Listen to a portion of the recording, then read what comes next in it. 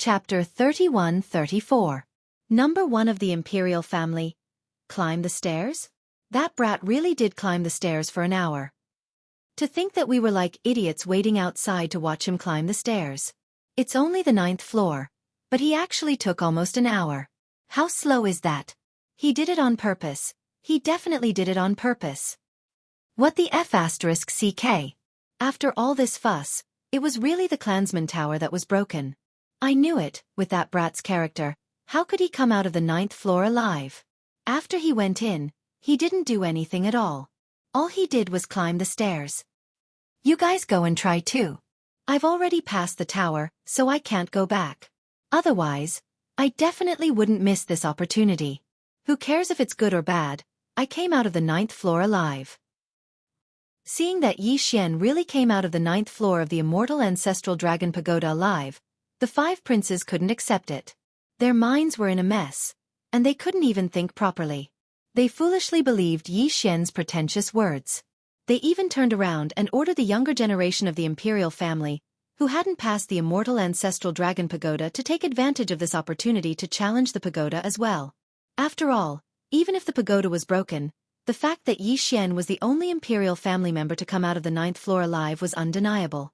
No matter what, just based on this point alone, he was fully deserving of the title of number 1 of the imperial family. But if there was a large group of people following behind him, and all of them came out of the 9th floor alive, then Xianxia's limitless glory would naturally be diluted. This was the real reason why the 5 princes instigated the imperial family members behind them to challenge the pagoda. Those fellows obviously didn't have enough brains to use. They actually believed Xianxia's words as well.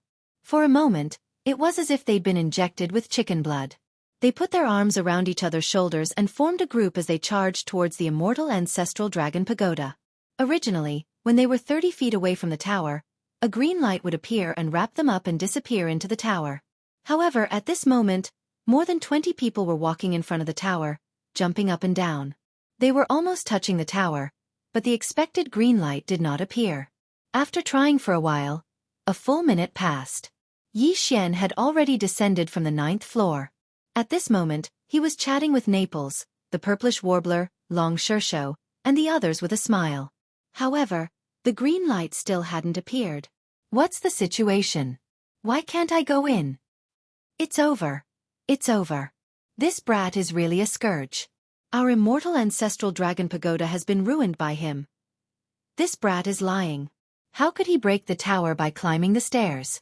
I don't know what he's been doing in there, but after reaping the benefits, he actually completely cut off the other clansmen's escape route. He's so bad. This matter isn't over yet. We must investigate this matter. This pagoda is the foundation of our immortal imperial clan, yet now it was destroyed by the hands of 18th Elder. This cannot be tolerated. At this time, the 5 princes all reacted. When they realized that they had actually believed Xianxia's words about climbing the stairs, their faces immediately flushed red with shame and anger. They kept insisting that the immortal ancestral dragon pagoda was damaged because of Xianxia, and that it couldn't be used now. All the blame was placed on Xianxia. However, no one paid attention to these words.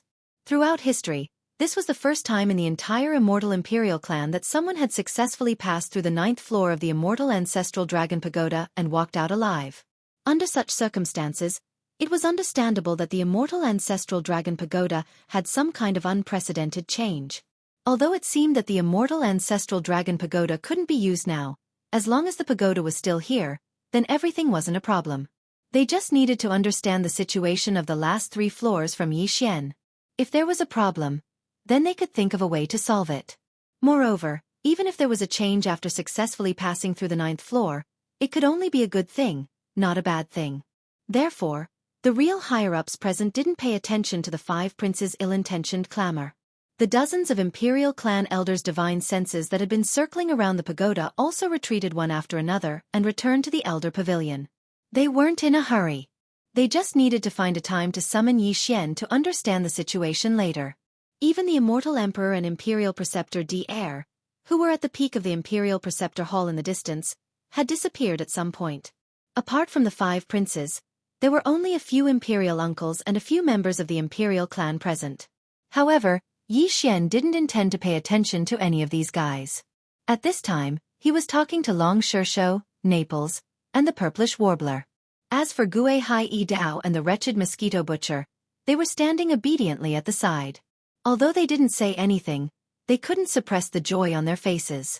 Even a fool could tell at a glance. Ha ha ha. Kid, you're now the #1 member of the Imperial clan in the entire Immortal Dynasty. Even the 2 freakish prodigies in history paled in comparison to you. I thought you'd come out from the 6th floor. I didn't expect you to have the guts to go to the 7th floor. What's even more unexpected is that you actually came out from the 9th floor so smoothly in such a short time. I almost believed you when you said you were climbing the stairs. I almost lost my brain. At this time, the prefect of the Imperial clan court Long Shursho had already patted Yi Xian's shoulder and raised his head to laugh. While he praised Yi Xian, he didn't forget to take the opportunity to belittle the 5 princes, who were gnashing their teeth at the side. These guys had schemed to use the Imperial clan court to deal with Yi Xian. Long Shursho couldn't pursue this matter because of his status, but that didn't mean he could pretend that it didn't happen. The 5 princes' faces that had just returned to normal immediately turned red after being ridiculed as they looked at each other angrily, but no one dared to say a word. They didn't dare to offend the prefect of the Imperial clan court. If they did, they would definitely be punished. Tell me, kid, how much did you get this time? You're the first person in history to come out of the 9th floor alive. If you say you didn't get great benefits, I won't believe it even if you beat me to death.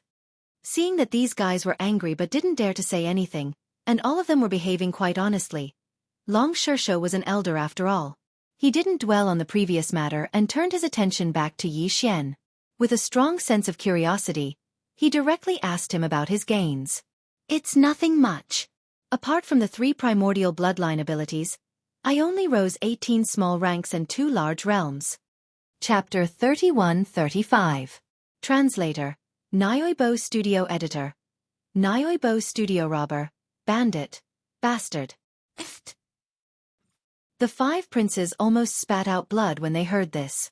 3 types of primordial bloodline abilities.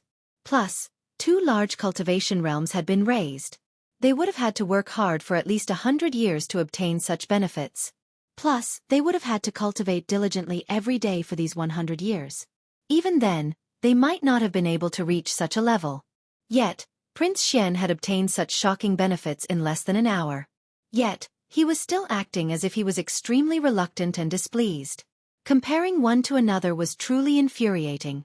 What was even more infuriating was that this kid had actually said that his cultivation base had not even reached the star grade before this, and that he had only reached the nebula grade after advancing 2 large realms. Furthermore, the cultivation base he was displaying now was really at the nebula grade 1 nebula grade. He was clearly treating everyone like pigs. How infuriating! If one could pass the 9th level of the immortal ancestral dragon pagoda before reaching the star grade, countless people would have passed the 9th level in the history of the immortal royal family. Although one's innate talent was the key to passing the 9th level of the pagoda, one's strength was the foundation. Even if one's innate talent and potential were heaven-defying, one would never be able to pass the 9th level of the pagoda. This guy was clearly pretending to be innocent after getting such a good deal. He was deliberately infuriating them. What a jerk. Don't be so arrogant, old 18th. Didn't you just climb the stairs in the immortal ancestral dragon pagoda? How capable are you to be so arrogant? The pagoda is broken now. If it wasn't, those 30 people might have all come out of the 9th level by now. Just you wait. You don't deserve to be called the #1 person in the royal family. As soon as the pagoda is repaired, we will immediately send people in to try. That's right. You are not the only one who has passed the 9th level. Old 18th, you are just lucky to be the first one. Swish! Without waiting for the 5 furious princes to finish speaking, Yi Xian pursed his lips and took 2 steps forward. Suddenly, there was a clear sound of something breaking through the air behind him. Perhaps it was because Yi Xian had stepped out of the maximum range that the Tower of Desolation could accept, but this time, before Yi Xian could give the command to the devouring system, the Tower of Desolation behind him had already shrunk on its own. It turned into a wisp of green light and drilled into Yi Xian's body, directly entering his sea of consciousness. In the central region of his sea of consciousness, it occupied a corner with the Rai D seal, resonating with each other from afar. Such an unforeseen event instantly caused an uproar. This time, even Long Shursho, Naples, and the purplish warbler were dumbfounded. The wretched mosquito slayer's eyes widened, and he muttered in a voice that only he could hear. The Tower of Antiquity's inheritance actually recognized it as its master? Could it be? Without waiting for the wretched mosquito slayer to finish speaking, the imperial uncles and the 5 princes finally regained their senses. Under the panicked cries of the imperial family members, they finally began to question Yi Xian at the same time. One by one, they questioned sternly and directly surrounded Yi Xian. Old 18th, what are you doing? Are you robbing us? You are simply a robber, a bandit, a bastard. Yes, you are such a jerk. How dare you rob us in our own home? What's wrong with your head? Hurry up and return the immortal ancestral dragon pagoda. You're quite bold, kid. You even dare to rob the entire immortal imperial family's inheritance pagoda in front of everyone. Is there anything you don't dare to do? Old 18th, this is not a joke. Hurry up and take out the ancestral dragon pagoda and put it back where it was. Otherwise, you will be the sinner of the entire imperial family. This is making an enemy out of the entire imperial family. What the F***CK? I've seen bold people, but to this extent, I've never heard of such a bold person.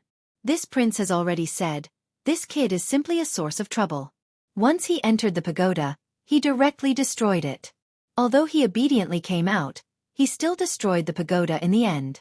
This kind of source of trouble must be chased out of the immortal planet. If one day the Heavenly Emperor city is destroyed by him, then it will be troublesome. Don't say that, just based on the things he did, this is really not exaggeration. As these people spoke, although the other members of the imperial family did not dare to do anything, the 5 princes and the imperial uncles did not care. They immediately released their cultivation auras, especially the first imperial uncle Long Huai and another imperial uncle. The 2 of them were supreme existences of the 12th stage of the Void Realm. At this moment, their cultivation auras spread out, and their auras directly locked onto Yi Xian. They looked like they could attack at any moment. The atmosphere instantly became tense to the extreme, and a fight could break out at any moment. Long Shishou's face was also dark, but he did not dare to speak up for Yi Xian. He turned to look at him and said in a low, muffled voice, I say, you brat, aren't you a little too bold? You really dare to rob in front of everyone in your own courtyard? Even if you pass the 9th level and know the way to collect the pagoda, can't you secretly sneak back in the middle of the night and rob me? I'm still here. You're clearly making things difficult for me. These words almost made the 5 princes and the imperial uncles vomit blood on the spot. Yi Xian also rolled his eyes when he heard this. He had truly experienced the virtues of the imperial clan court's magistrate this time. In the future, if anyone dared to say that the imperial clan court was strict, honest, and impartial in front of him, Yi Xian would definitely fight with his life. Yes, your highness, we know that you were just messing around just now, but now that you've played around, shouldn't you? Black lines crawled out of Naples' forehead. He raised his hand to wipe them away, while weakly persuading from the side. Why don't we return the pagoda? Otherwise, today's matter really won't end well. Hearing this, Purplish Warbler could only nod her head vigorously, her eyes fixed on Yi Xian. This time, she was also scared silly. In the past, she already thought that Yi Xian's courage was big enough, but this time, Yi Xian had successfully refreshed her impression of him. Only Uncle Kong stood outside the encirclement with a cold smile on his face. When the 5 princes and the imperial uncles rushed over to surround Yi Xian, they didn't dare to include him. Looking at his nonchalant expression, it was obvious that he didn't take this matter to heart. However, from time to time, he would glance at Yi Xian's back. Wisps of light would appear and disappear quickly. It was obvious that he was also thunderstruck. I say, aren't you guys being too unreasonable? Without waiting for Naples to finish speaking, Yi Xian, who was also feeling a little helpless, pretended to be calm on the surface and rolled his eyes indifferently. Could it be that you guys didn't see what happened just now? This prince was about to turn around and leave, but this stupid pagoda flew into my body on its own. Now that I can't find it anywhere, what if it becomes a stone in my bladder and causes constipation? I don't care. You guys have to think of a way to get it out. What a piece of trash. Isn't this F***king harming me? Who did we offend? This is Chapter 31-36. Translator, Henyi Translations Editor. Henyi Translations summoned by the Dorm Elder Pavilion. Everyone looked at Yi Xian as if they were looking at a monster. Including Naples and the Purplish Warbler, Only Gue Hai Yi Dao and the wretched mosquito slayer remained calm as if nothing had happened. Even Uncle Kong was visibly uneasy. He frowned slightly and seemed to be muttering something to himself. Yi Xian was still so talkative at a time like this when such a serious matter had happened. His mental fortitude was indeed a little unbearable. "Hey, why are you all looking at me like that? You're making it seem like I'm lying to you.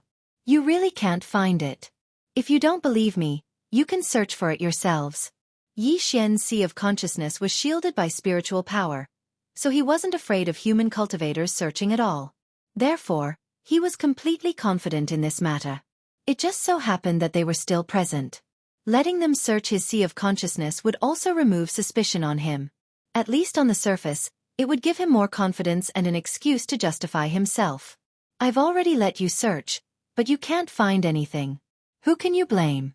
Seeing that he was serious and didn't seem to be joking, Long Shishou, the prefect of the court of Imperial Clan, immediately had an odd expression on his face. He probed Yi Xian. "Stinky brat, you aren't joking?"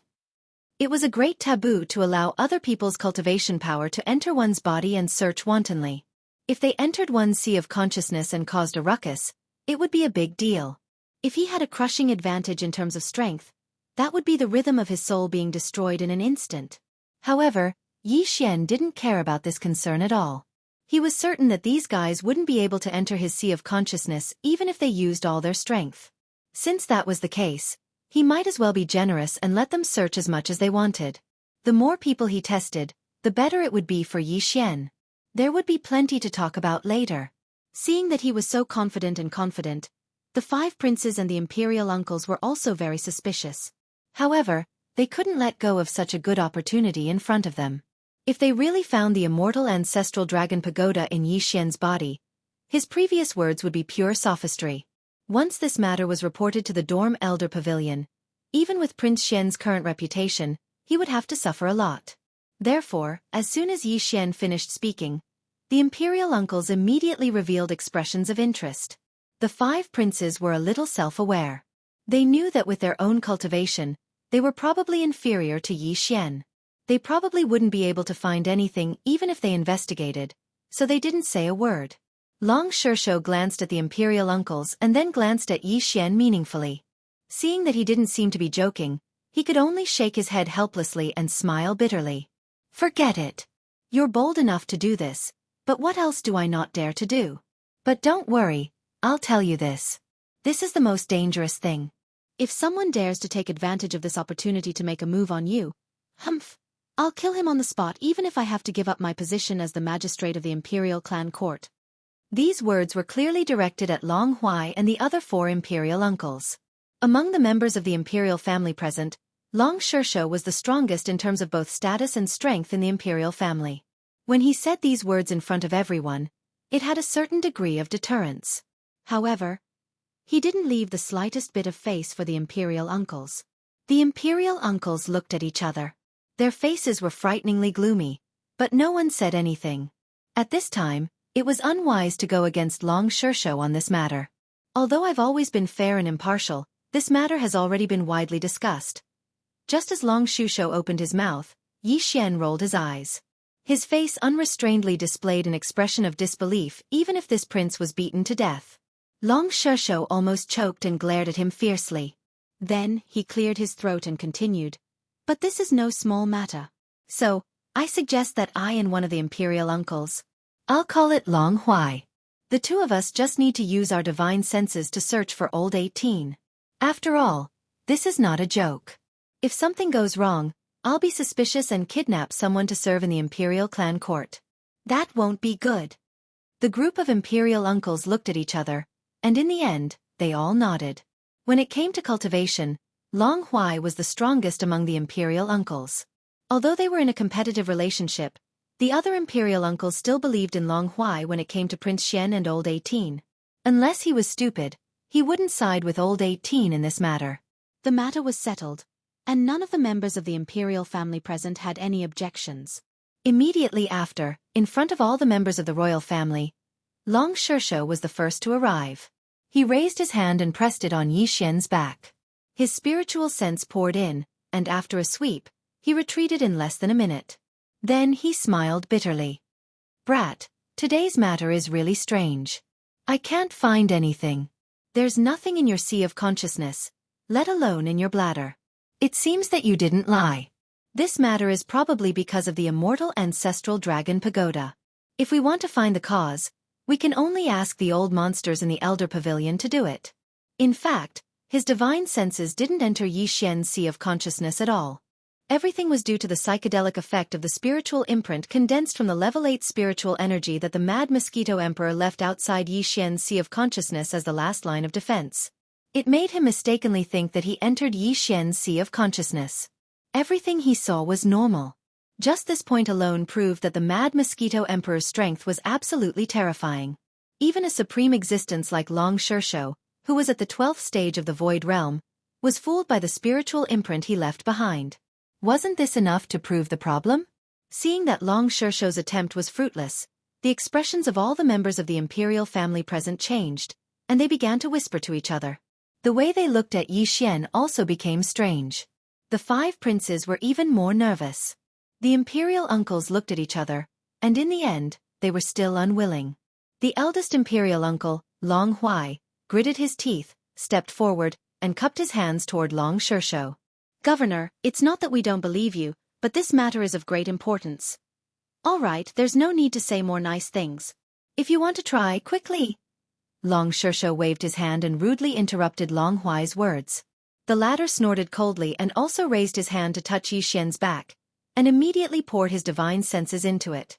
The result was obvious. His strength was slightly inferior to Long Shursho's, and the latter couldn't find any clues, so it was even more impossible for him to do so. This time, after a full minute and a half, Long Huai withdrew his right hand with a face full of unwillingness. Just as he was about to say something, an incomparably dignified voice suddenly came from the direction of the Elder Pavilion in the distance. It resounded throughout the entire inner city of the immortal imperial city. The elders of the Elder Pavilion summon Old 18. Come quickly, without delay. Chapter 31-37. Translator, Nyoibo Studio Editor. Nyoibo Studio. Imperial Tyrannosaurus Rex. All the imperial elders in the residential Elder Pavilion were well aware that Xian wasn't the real Old 18. However, they weren't sure if Xian was another imperial bloodline that the immortal emperor had left behind. After all, this was the immortal emperor's private matter. Even as elders in the clan, it wasn't appropriate for them to ask. As a result, the entire Elder Pavilion was divided into 2 factions when it came to the matter of Xian. One faction believed that they had to investigate thoroughly to see how the immortal imperial bloodline in Xian's body came about. After all, the fact that he had used Old 18's name was already very suspicious. The other faction was extremely confident in the immortal imperial bloodline's inheritance. They believed that the imperial bloodline couldn't be transferred from Old 18 to another person through some other method. In other words, the elders in this faction believed that Xian was the immortal emperor's child. As the ruler of the dynasty, who didn't have some romantic affairs when they were young while training and traveling outside. Perhaps even the immortal emperor himself couldn't tell when Xian had left behind his child. Therefore, in order to protect Prince Xian's reputation, the elders in this faction decided not to pursue this matter. After all, Prince Xian's reputation in the 3 universes was a kind of wealth for the entire imperial family. It was really unwise to destroy it for their own people. Although the 2 factions of the Elder Pavilion had different opinions on this matter, the matter was still so big that it wasn't to the point of contention. Under normal circumstances, even if they really wanted to summon Xian, it would most likely take a period of time.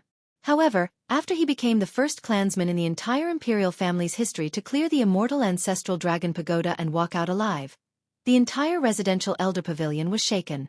The matter of summoning him was immediately put on the agenda. On this matter, the 2 factions surprisingly agreed to summon Old 18 as soon as possible. After all, even the old monsters in the dorm Elder Pavilion had not passed the 7th level. They also wanted to know what was beyond the 7th level, and how did Xian manage to come out of the 9th level alive? In fact, the dozens of divine senses that had been circling around the immortal ancestral dragon pagoda began to discuss this matter as soon as they returned to the Elder Pavilion. Unfortunately, before they could finish their discussion, another major event occurred outside. Moreover, it was a truly world-shaking event. The disappearance of the immortal ancestral dragon pagoda right after he left shook the entire Elder Hall. Therefore the summons, which could have been delayed for 1 or 2 days, came immediately at this moment. Although there were only a few dozen imperial elders in the Elder Pavilion, even the youngest among them were the uncles of the immortal emperor. The rest were even his ancestors.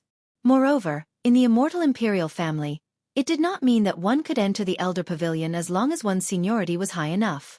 There were also many ancestors in the imperial family who could only be mediocre. Perhaps even a direct descendant of the imperial family did not need to care about their attitude. In order to enter the Elder Pavilion, in addition to seniority, cultivation and contributions to the immortal imperial family were more important. Seniority, cultivation, contributions to the imperial family. 3 major conditions. In fact, among these 3 conditions, seniority was almost ignored. The imperial family members who were qualified to enter the Elder Pavilion basically used the latter 2 as the criteria. However, without exception, those who could enter the Elder Pavilion had to be at least the uncles of the current immortal emperor. Therefore, seniority was included. In the immortal imperial family, the Elder Pavilion's status was extremely high. Although the immortal emperor was usually in charge of the immortal imperial family, when it came to a matter of life and death, the immortal emperor's right to speak was inferior to that of an ordinary elder. For example, this time, Xianxia unexpectedly passed the 9th level of the immortal ancestral dragon pagoda and walked out of the immortal ancestral dragon pagoda alive as the first person in the history of the imperial family. Then, the entire ancestral dragon pagoda mysteriously flew into his body automatically and disappeared. This was a matter that shocked the imperial family and caused a lot of discussion in the imperial family. Once the Elder Pavilion intervened, the immortal emperor was not qualified to intervene. No matter what the Elder Pavilion decided on this matter, the imperial family had to abide by it. No dissenting voices could be heard. Even questioning was not allowed. This was the reason why Uncle Kong immediately frowned gloomily when he heard that the Elder Pavilion had summoned Xianxia. As for the other imperial uncles and the 5 princes, after being stunned for a moment, they started to take pleasure in Xianxia's misfortune. Of course, there was more or less a trace of envy hidden in their eyes and expressions. Although it wasn't a good thing, being summoned by all the elders of the Elder Pavilion at the same time showed Xianxia's importance. At the very least, none of them had ever received such an honor, including the first imperial uncle, Long Huai. The Elder Pavilion has its own rules. I can go in by myself normally, but since I've summoned you for official business, I won't allow anyone to accompany you. Although I can still enter with you, and that group of old fellows won't dare to do anything, I'm afraid that this will instead bring unfavorable effects to you. With a gloomy expression, Uncle Kong calmly expressed his opinion as he looked at Xianxia and said, Go calmly. With me here, that group of old fellows won't dare to do anything to you. Even if there's punishment, it must be justified. Otherwise, I'll flip over the entire Elder Pavilion, and I won't let this matter rest. Even Xianxia was shocked by these words. Needless to say, Naples and the purplish warbler on the side were even more shocked. Before this, they had endless wild and fanciful thoughts about Uncle Kong's identity, but after hearing these words, they realized that all their bold guesses were too conservative. An existence that dared to flip over the Elder Pavilion. How could this be described as domineering? This was simply a Tyrannosaurus Rex. In the entire Eternal Imperial family, they had never heard of such an existence. What was even stranger was that the imperial uncles, the princes, and even the members of the imperial family, including Long Shursho, didn't have any doubts. After hearing Uncle Kong's words, their eyes flickered, and they subconsciously shrank their necks. It seemed that they didn't have the slightest bit of doubt towards Uncle Kong's words. Could it be that this old man really had the ability to flip over the Elder Pavilion of the Eternal Imperial family? Thinking of this, even the wretched mosquito butcher couldn't help but take a few more glances at him. There was clearly a hint of contemplation in his eyes. Uncle Kong's words are too serious. The elders only summoned me for a chat. It's not that serious. Chapter 31-38. Translator, Nyoibo Studio Editor. Nyoibo Studio. A bunch of cowards. The Dorm Elder Pavilion was the most important place of the immortal royal family. Although there were only a few dozen old monsters inside, they were all terrifying existences. At the very least, the so-called 12th stage of the Void Realm was absolutely not qualified to enter. And it was far from enough. With Xianxia's current status in the immortal royal family, he was not qualified to know the minimum cultivation requirement to enter the Dorm Elder Pavilion. The dorm elder pavilion looked like an ordinary pavilion from the outside, but after entering, it was very spacious. However, Xian did not see a single person. Not only did he not see the ordinary attendants, but he also did not see the dozens of legendary elders of the royal family. In the empty hall of the pavilion, there were only a few dozen extremely obscure but extremely powerful divine senses wandering around. Occasionally, they would sweep past Xian, but they all stopped and did not rashly enter Xian's body to investigate. As soon as Xian stood still, a few male voices of unknown ages rang out. They reverberated in the spacious hall, and it was impossible to tell where they came from. Whether you are old 18th or not, since you are allowed to enter the dorm elder pavilion, your status as a direct descendant of the royal family has been recognized. You can rest assured about this. Since you are a direct descendant of the royal family, you have a duty to the entire immortal royal family. Let's not talk about the ancestral dragon pagoda for now. Tell us how you passed the 9th floor of the pagoda. Especially after the 7th floor, all the way to the 9th floor. Tell us everything big and small, one by one. After all, they were elders of the royal family. When talking to a junior like Xian, even if they deliberately paid attention to their tone, they still vaguely revealed a sense of disdain, as if they were looking down on the common people. Xian did not take it seriously, but he did not show it on his face. After pondering for a while, he slowly said the response that he had long thought of in his heart. At the same time, he activated the black gold dragon scale in his sea of consciousness with all his might. The phantom of the demonic dragon appeared behind him, and a pure aura of the immortal royal family was revealed without a doubt. I did not see half a ferocious beast from the 1st to the 3rd floor. It was a lie to say that I climbed all the way up the stairs, but the truth was that it was much easier. I did not need to climb at all. All the ferocious beasts were fled before I could arrive. Then, my strength immediately increased. My cultivation strength realm, and I was immediately wrapped up in a green light and sent me to the next floor. Of the ferocious beasts, I did not even need to climb. Of those ferocious beasts, I did not need to I did. Is his elder. Actually, the elders had already guessed this point. After all, they'd passed through the first 3 levels and knew that Xian's bloodline had returned to its ancestral roots. Furthermore, it was a mutated return to its ancestral roots. It was entirely possible to scare away the ordinary primordial beasts on the 1st to 3rd floors with this mutated aura alone. But what they did not expect was Xian's next words. Xian knew that he had passed this level. His tone immediately became indignant. Although this saved us a lot of trouble, it is infuriating that when we reached the 3rd floor, there was supposed to be a bloodline divine ability as a reward, but the ferocious beasts on the 3rd floor fled after hearing the news. We didn't even see a single hair of the so-called bloodline divine ability. That broken tower is so bad. It specializes in bullying honest people. Hearing his words, there were a few faint coughs in the surrounding space of the pavilion. This was a sign that the elders were caught off guard by his words. There was no one in history who dared to speak like this in front of dozens of elders of the clan in the elder pavilion. But what Xian said was the truth. Furthermore, he said it in such a sullen manner. It really made them speechless. Seeing that he seemed to be indignant and wanted to continue talking about this matter, a strange voice finally came from a certain direction.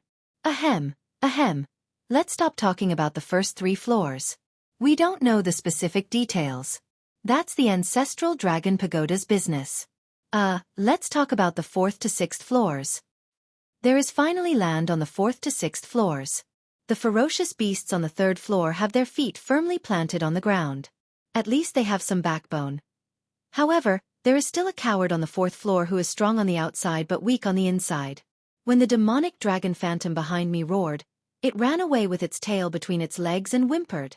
The 5th and 6th floors are slightly better, but they are also cowards. The ferocious beast on the 5th floor was not frightened by the demonic dragon phantom, but when I took out the arrow, it also ran away like a dog with its tail between its legs. The ferocious beast on the 6th floor was even more powerful.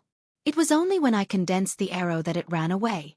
In short, the first 6 levels were filled with idiots.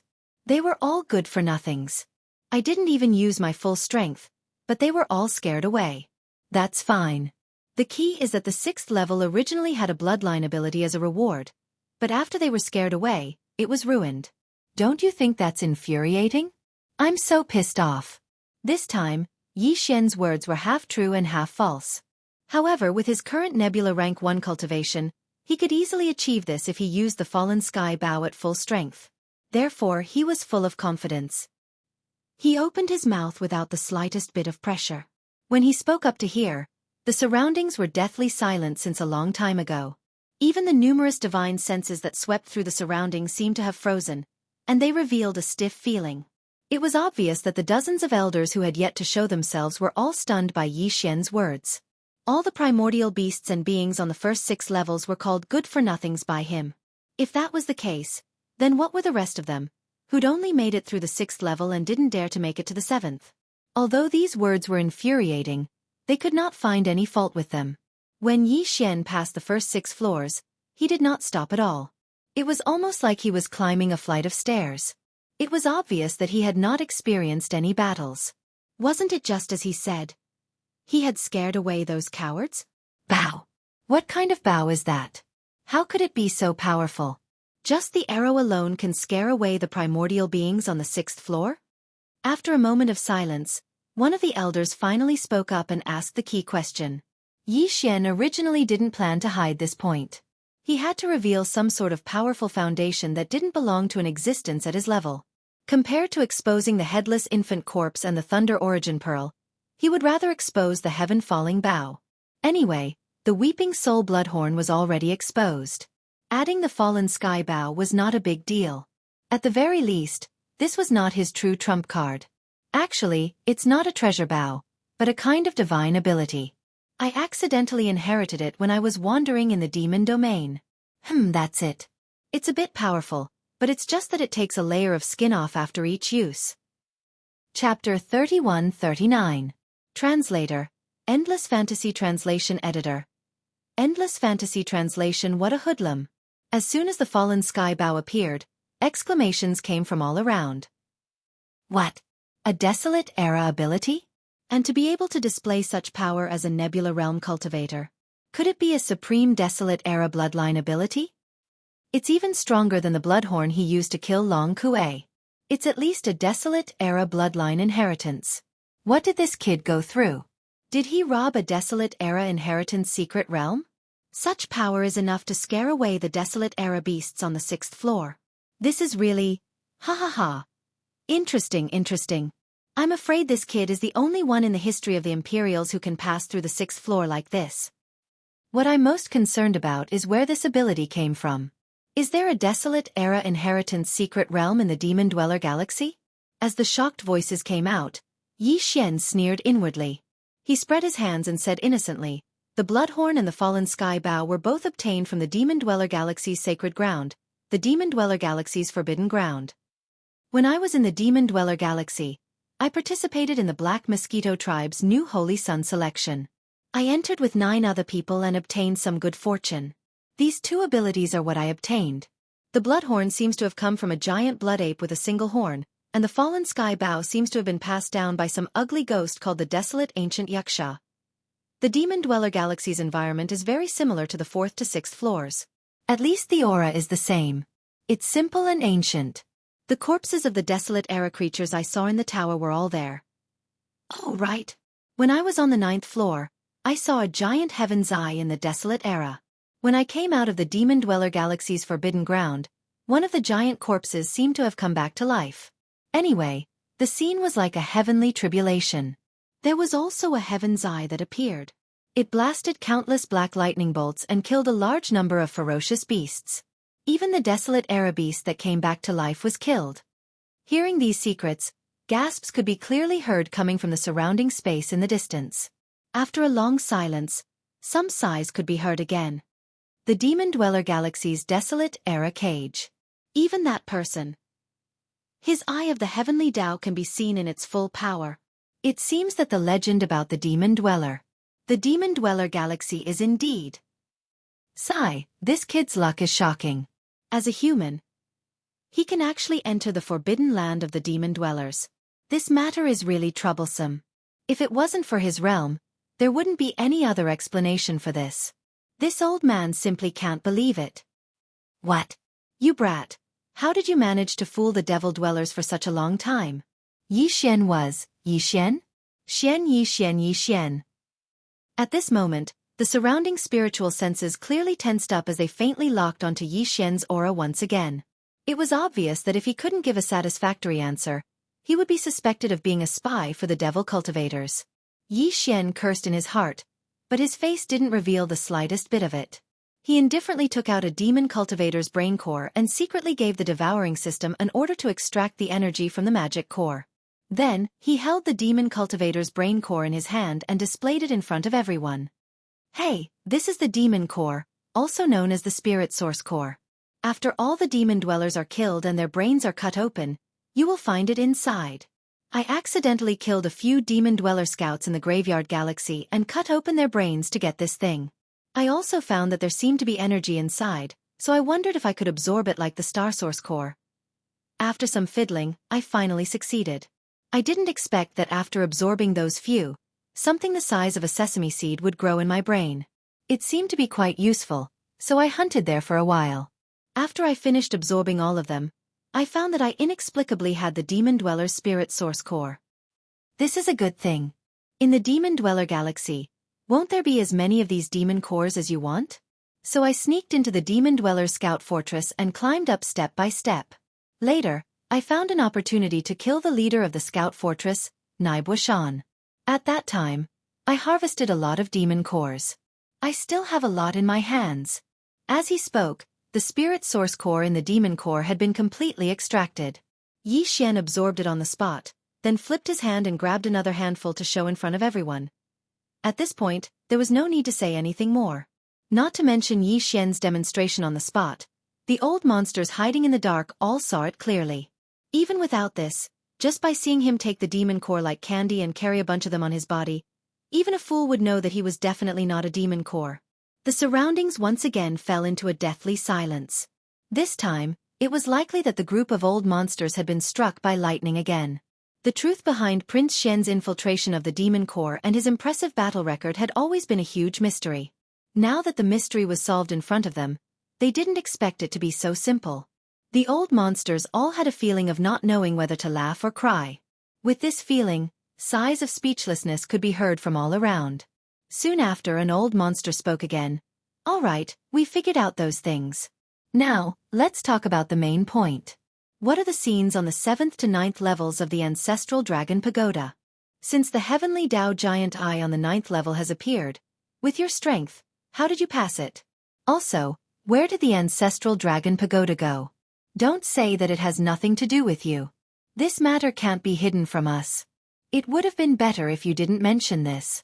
Now that you mention it, I'm filled with anger. That broken pagoda is just a bunch of hooligans. It's blaming me. Yi Xian's face was full of anger. He continued, from the 7th level onwards, it's a void of stars. At the beginning it was fine. There was only one ferocious beast, which I killed with a bloodhorn. There were 2 beasts on the 8th level. They were fighting.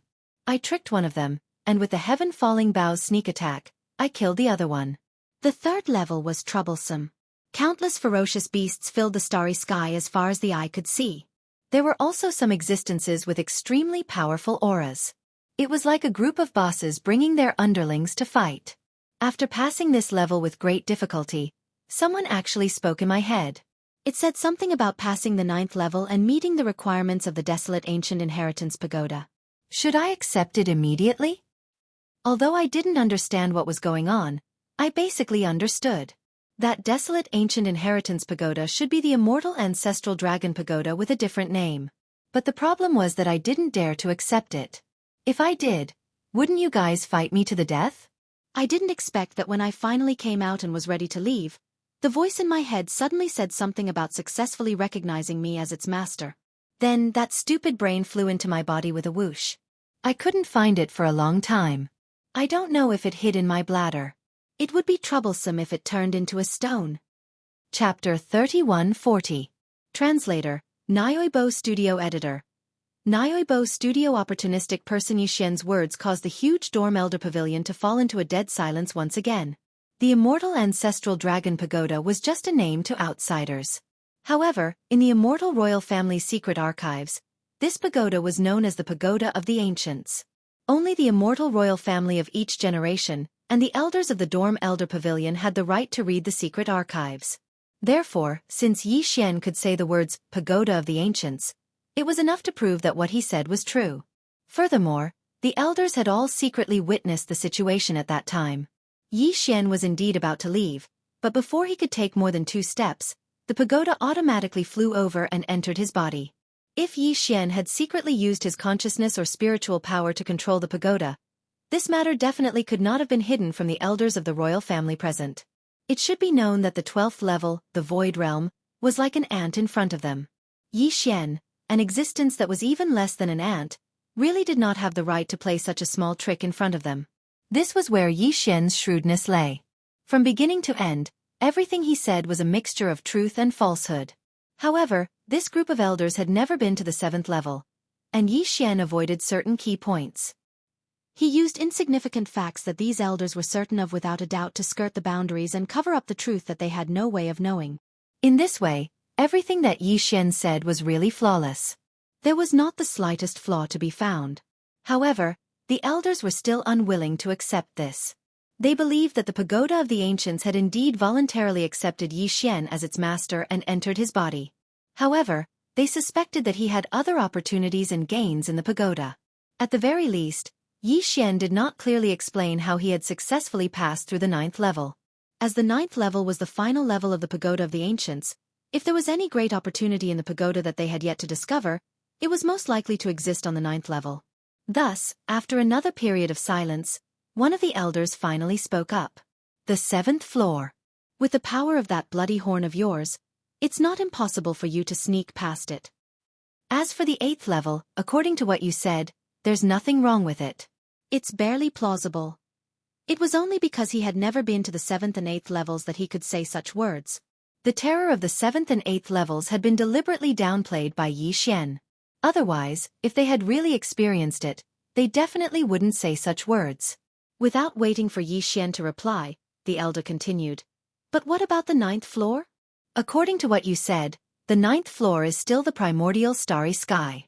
Furthermore, this is a great battle. It should be a reenactment of the battle that ended the primordial era countless years ago. For a battle of this scale, both sides have mobilized all their forces. Just the supreme beings of the primordial era alone are probably at least 100 on both sides. One side even has the giant eye of the heavenly Tao. Since it's an illusory object derived from the primordial, immortal ancestral dragon pagoda, it should still possess a 10th or 20% of its power. With your cultivation, how can you pass this level? This question was extremely fatal. All the other elders in the Elder Pavilion focused their attention on it. Xian sneered inwardly. However, he had already planned this out. He did not appear to be in a hurry as he pursed his lips and began to explain. This level is indeed very difficult. The 2 heavens prides in the history of the imperial family were stopped at this level. With my abilities, I definitely wouldn't be able to pass this level smoothly. But coincidentally, I have my own people in here. As the saying goes, there's an inside man. Otherwise, I'm afraid that this time, it would be a corpse that came out. Hearing this, the Elder Pavilion was in an uproar. Inside man? Our own people? What's going on? You're getting more and more ridiculous. This is utter nonsense. No. Without waiting for the elders to finish speaking, Xian waved his hand and raised his empty left arm. He grinned and said, Ancestors, have you forgotten about the fallen sky bow that I just displayed? When I arrived at the 9th level, both sides were fighting. On the far left side, there was a huge cyan eye of the heavenly Tao narrowing slightly. On the right side, there was nothing. But the generals of both sides. Oh right, they should be the supreme beings of the primordial era you mentioned. Their numbers are about the same. I can tell at a glance. Their auras are so strong. Coincidentally, there was an ugly ghost on the right side. It was humanoid, with 2 wings on its back and horns on its head. Let's not talk about its appearance, for fear that it would scare you, ancestors. But even though it was ugly, I felt like I had seen a relative when I saw it. Why? Because when it raised its left arm, it was holding a giant golden bow that was identical to the skyfall bow I just showed you. It was clearly made of energy as well, but it was many times bigger. Without a doubt, this guy was the original owner of the Skyfall bow I obtained. It was most likely that primordial Xianxia or whatever. Don't be fooled by its ugly appearance, it was the general of the right side. No, the supreme being of the primordial era. It had a giant golden dragon standing side by side with it. As soon as I appeared, that ugly bastard was raising his arm and pointing at the azure heaven's eye at the back of the left side of the camp. My sudden appearance was like a drop of vinegar in a hot pot, and my peerless and coquettish aura was simply like a firefly in the dark night. All right, let's get down to business. Anyway, at that moment, all the people on both sides glared at me. At first, that ugly ghost thought that I was an accomplice of the bastards on the left side. He probably thought that I was up to something. The giant golden bow in his hand that was pointing at the sky, and I suddenly moved and pointed at me. That scared me. He was one of us. If he killed me, he wouldn't be able to rest in peace, right? In a moment of panic, I also raised my left arm and activated the heaven-falling bow's divine ability with all my might. Then it was stunned. At least it knew that we were on the same side. Meanwhile, the other side flew into a rage out of humiliation. A grey dragon charged at me. When my ugly brother saw that the situation wasn't right, he immediately moved his huge golden bow and shot an arrow at him. Although I didn't kill Bo Ren died because of me.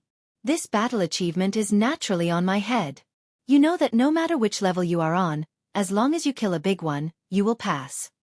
Therefore, before I came back to myself, all the birdmen, ugly ghosts, divine dragons, and so on were gone. A large cluster of misty green light was directed at me, and I made another minor breakthrough. Then, the voice in my head appeared and gave me a big fright. Silence! A deathly silence.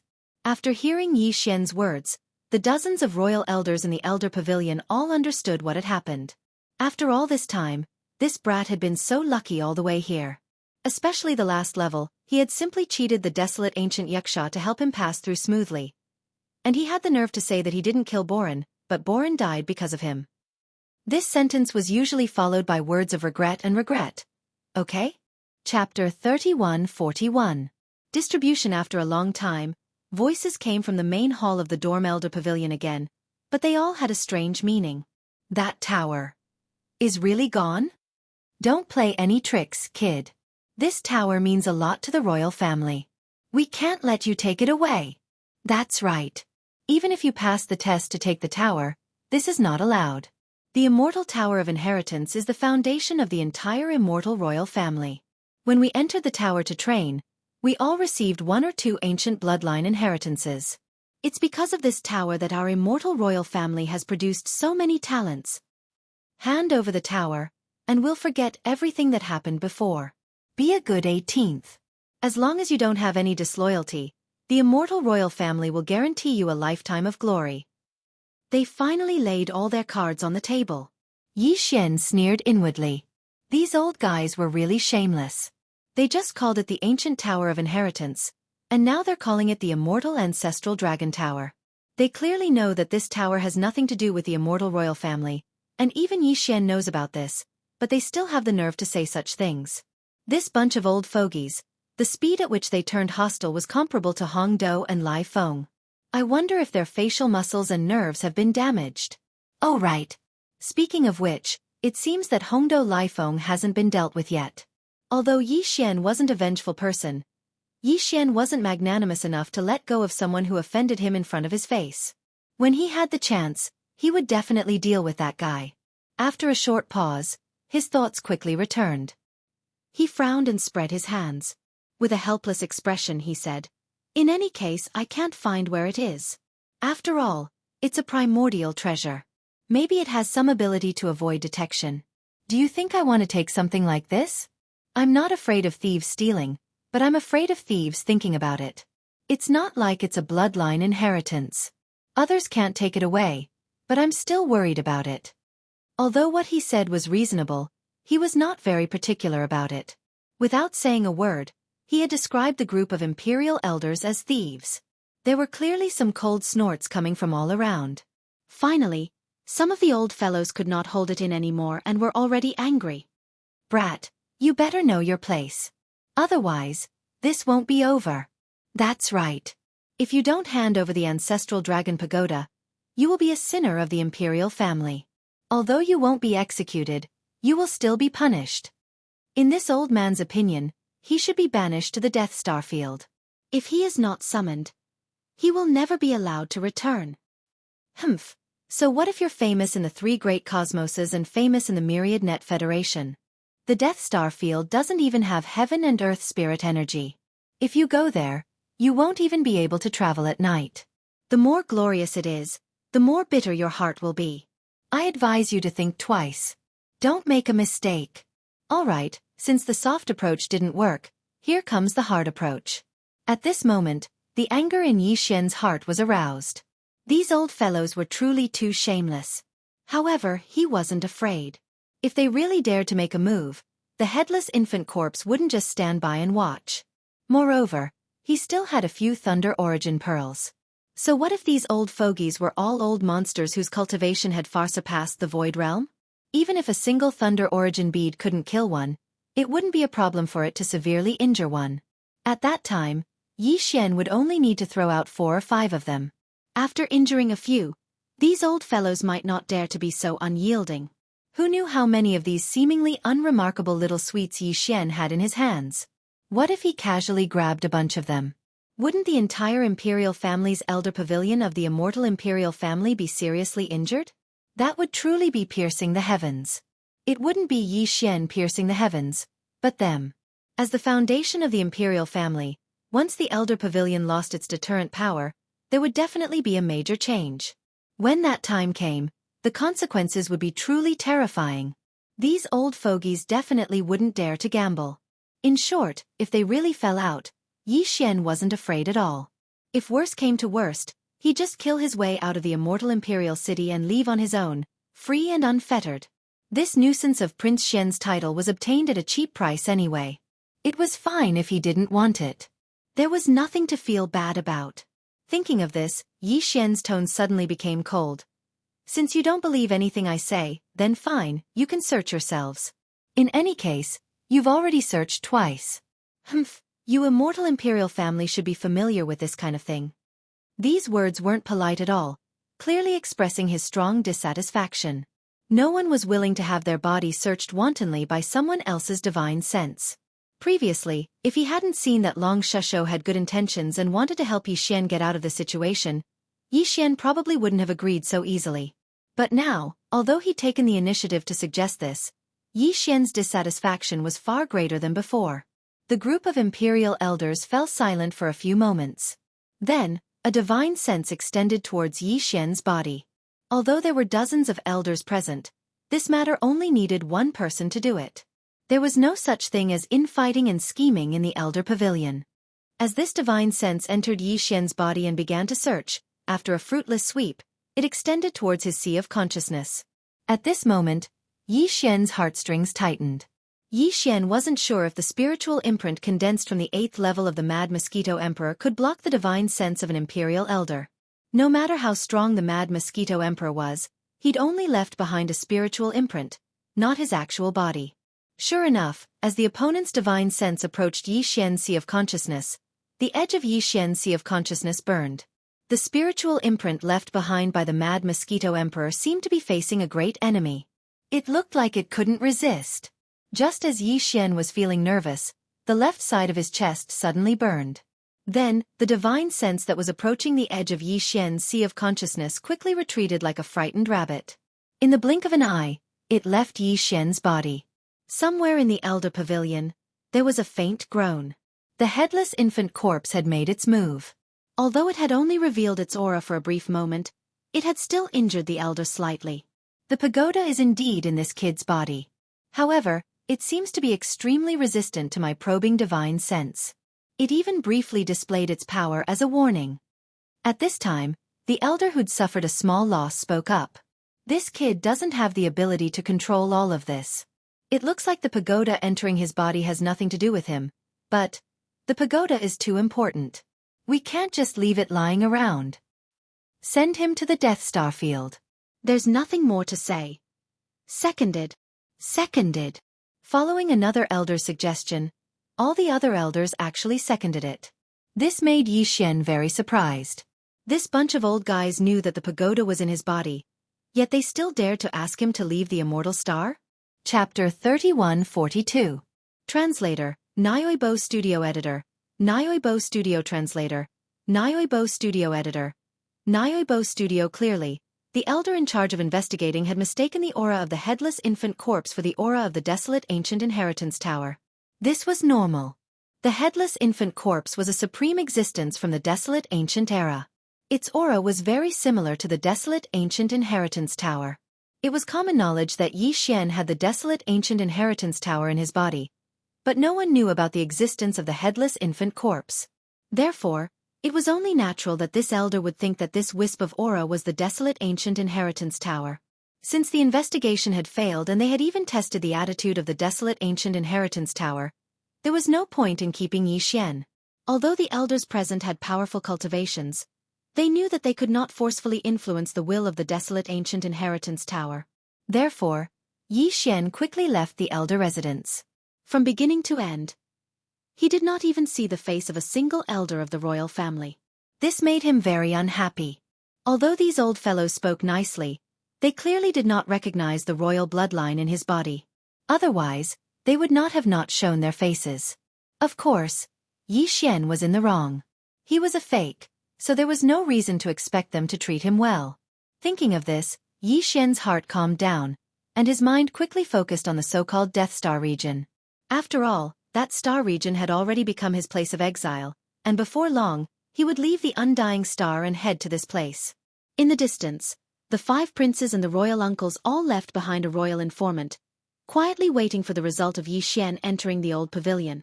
At this moment, seeing him walk out of the pavilion safe and sound, these royal informants all had stunned expressions on their faces. They looked at each other and hurriedly left. Uncle Kong, Long Shirshou, Naples, the purplish warbler, Gue Hai Yi Dao, and the wretched mosquito killer heaved a sigh of relief. They all came forward to welcome him. Yi Xian did not stand on ceremony. He asked directly, "What is the Death Star field?" The wretched mosquito killer and Gue Hai Yi Dao clearly did not know. They were confused.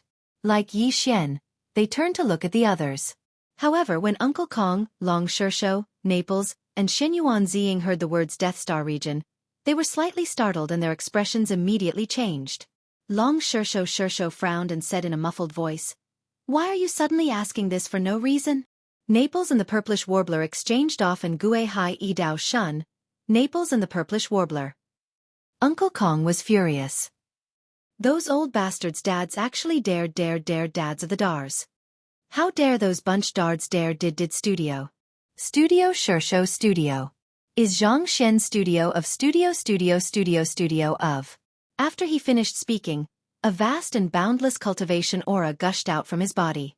It was actually not the slightest bit weaker than the aura of the group of elders Yi Xian had sensed in the elder pavilion, and it even faintly surpassed them.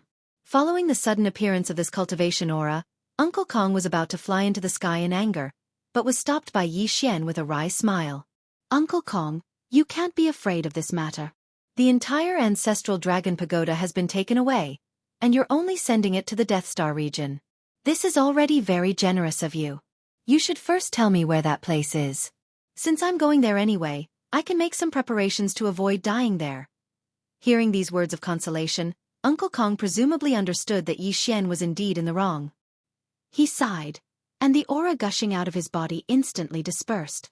Then, he frowned and explained, "Although you're going to the Death Star region, those old fogies probably don't want to kill you. After all, the ancestral dragon pagoda is still in your body. If you die there, the immortal imperial family will really suffer a great loss." Although he understood this point, Uncle Kong's indignation did not lessen in the slightest. He was still indignant, but those old fogies still don't have any good intentions. They want to put you under house arrest.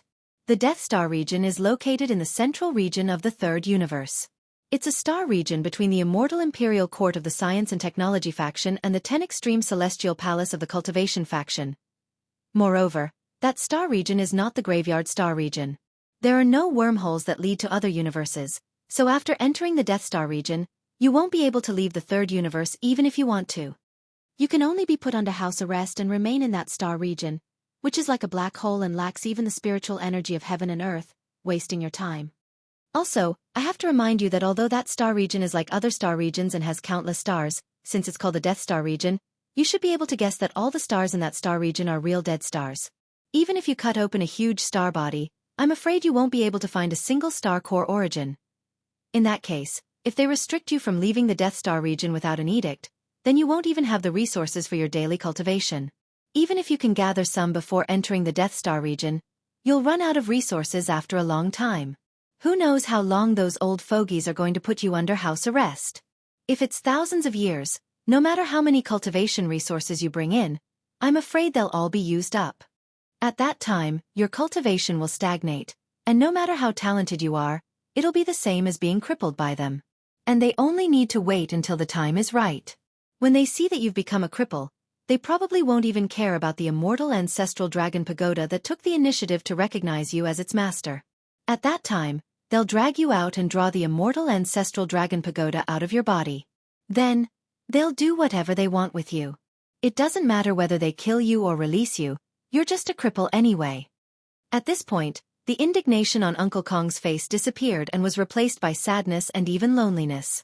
Yi Xian had always been a mystery to him. Uncle Kong clearly knew that this dragon pavilion was different from the dragon pavilion, but he was still very supportive of Yi Xian. He didn't have time to investigate this matter in detail, but at this moment, looking at Uncle Kong's incomparably lonely appearance, he was at least completely sure of one thing, and that was that Uncle Kong really treated him with sincerity, and this kind of sadness that came from the bottom of his heart couldn't be faked. Before Yi Xian could think about this matter in detail, the expressions of Naples and the purplish warbler had already changed greatly. Although they already knew about the situation in the Death Star region, what Uncle Kong said later, and even the calculations of those old freaks in the old pavilion was something they didn't expect. At this time, when they heard that Yi Xian was almost completely tricked to death by the other party, and that he couldn't escape, could only be put under house arrest, and was basically a cripple with only a dead end, Naples and the purplish warbler were instantly enraged. Chapter 3143. Translator, Endless Fantasy Translation Editor. Endless Fantasy Translation. Making a fortune in silence, a star field, even if it's called the Death Star field, can't be without merit. Before Uncle Kong could speak, Long Shishou took over the conversation. He looked at Yi Xian and continued, although this vast Death Star field is not like the Graveyard Star field, which is rich in star core origin, it also has other mineral resources. Therefore, many experts from the two camps of the human race have entered the Death Star field to collect all kinds of minerals. Among them, there is a mineral called the Devouring Source Crystal. It is an extremely rare resource in the three universes. Once it is produced, it will immediately be bought by the two camps and even the other Federation races in the second universe. In order to buy this Devouring Source Crystal, the Immortal Dynasty, the Tenju Celestial Palace, and the other Federation races in the second universe have even set up an organization in the Death Star field specifically to buy this crystal. It is said that even the Chenji race in the first universe has spies there. Their purpose is also to buy this Devouring Source Crystal.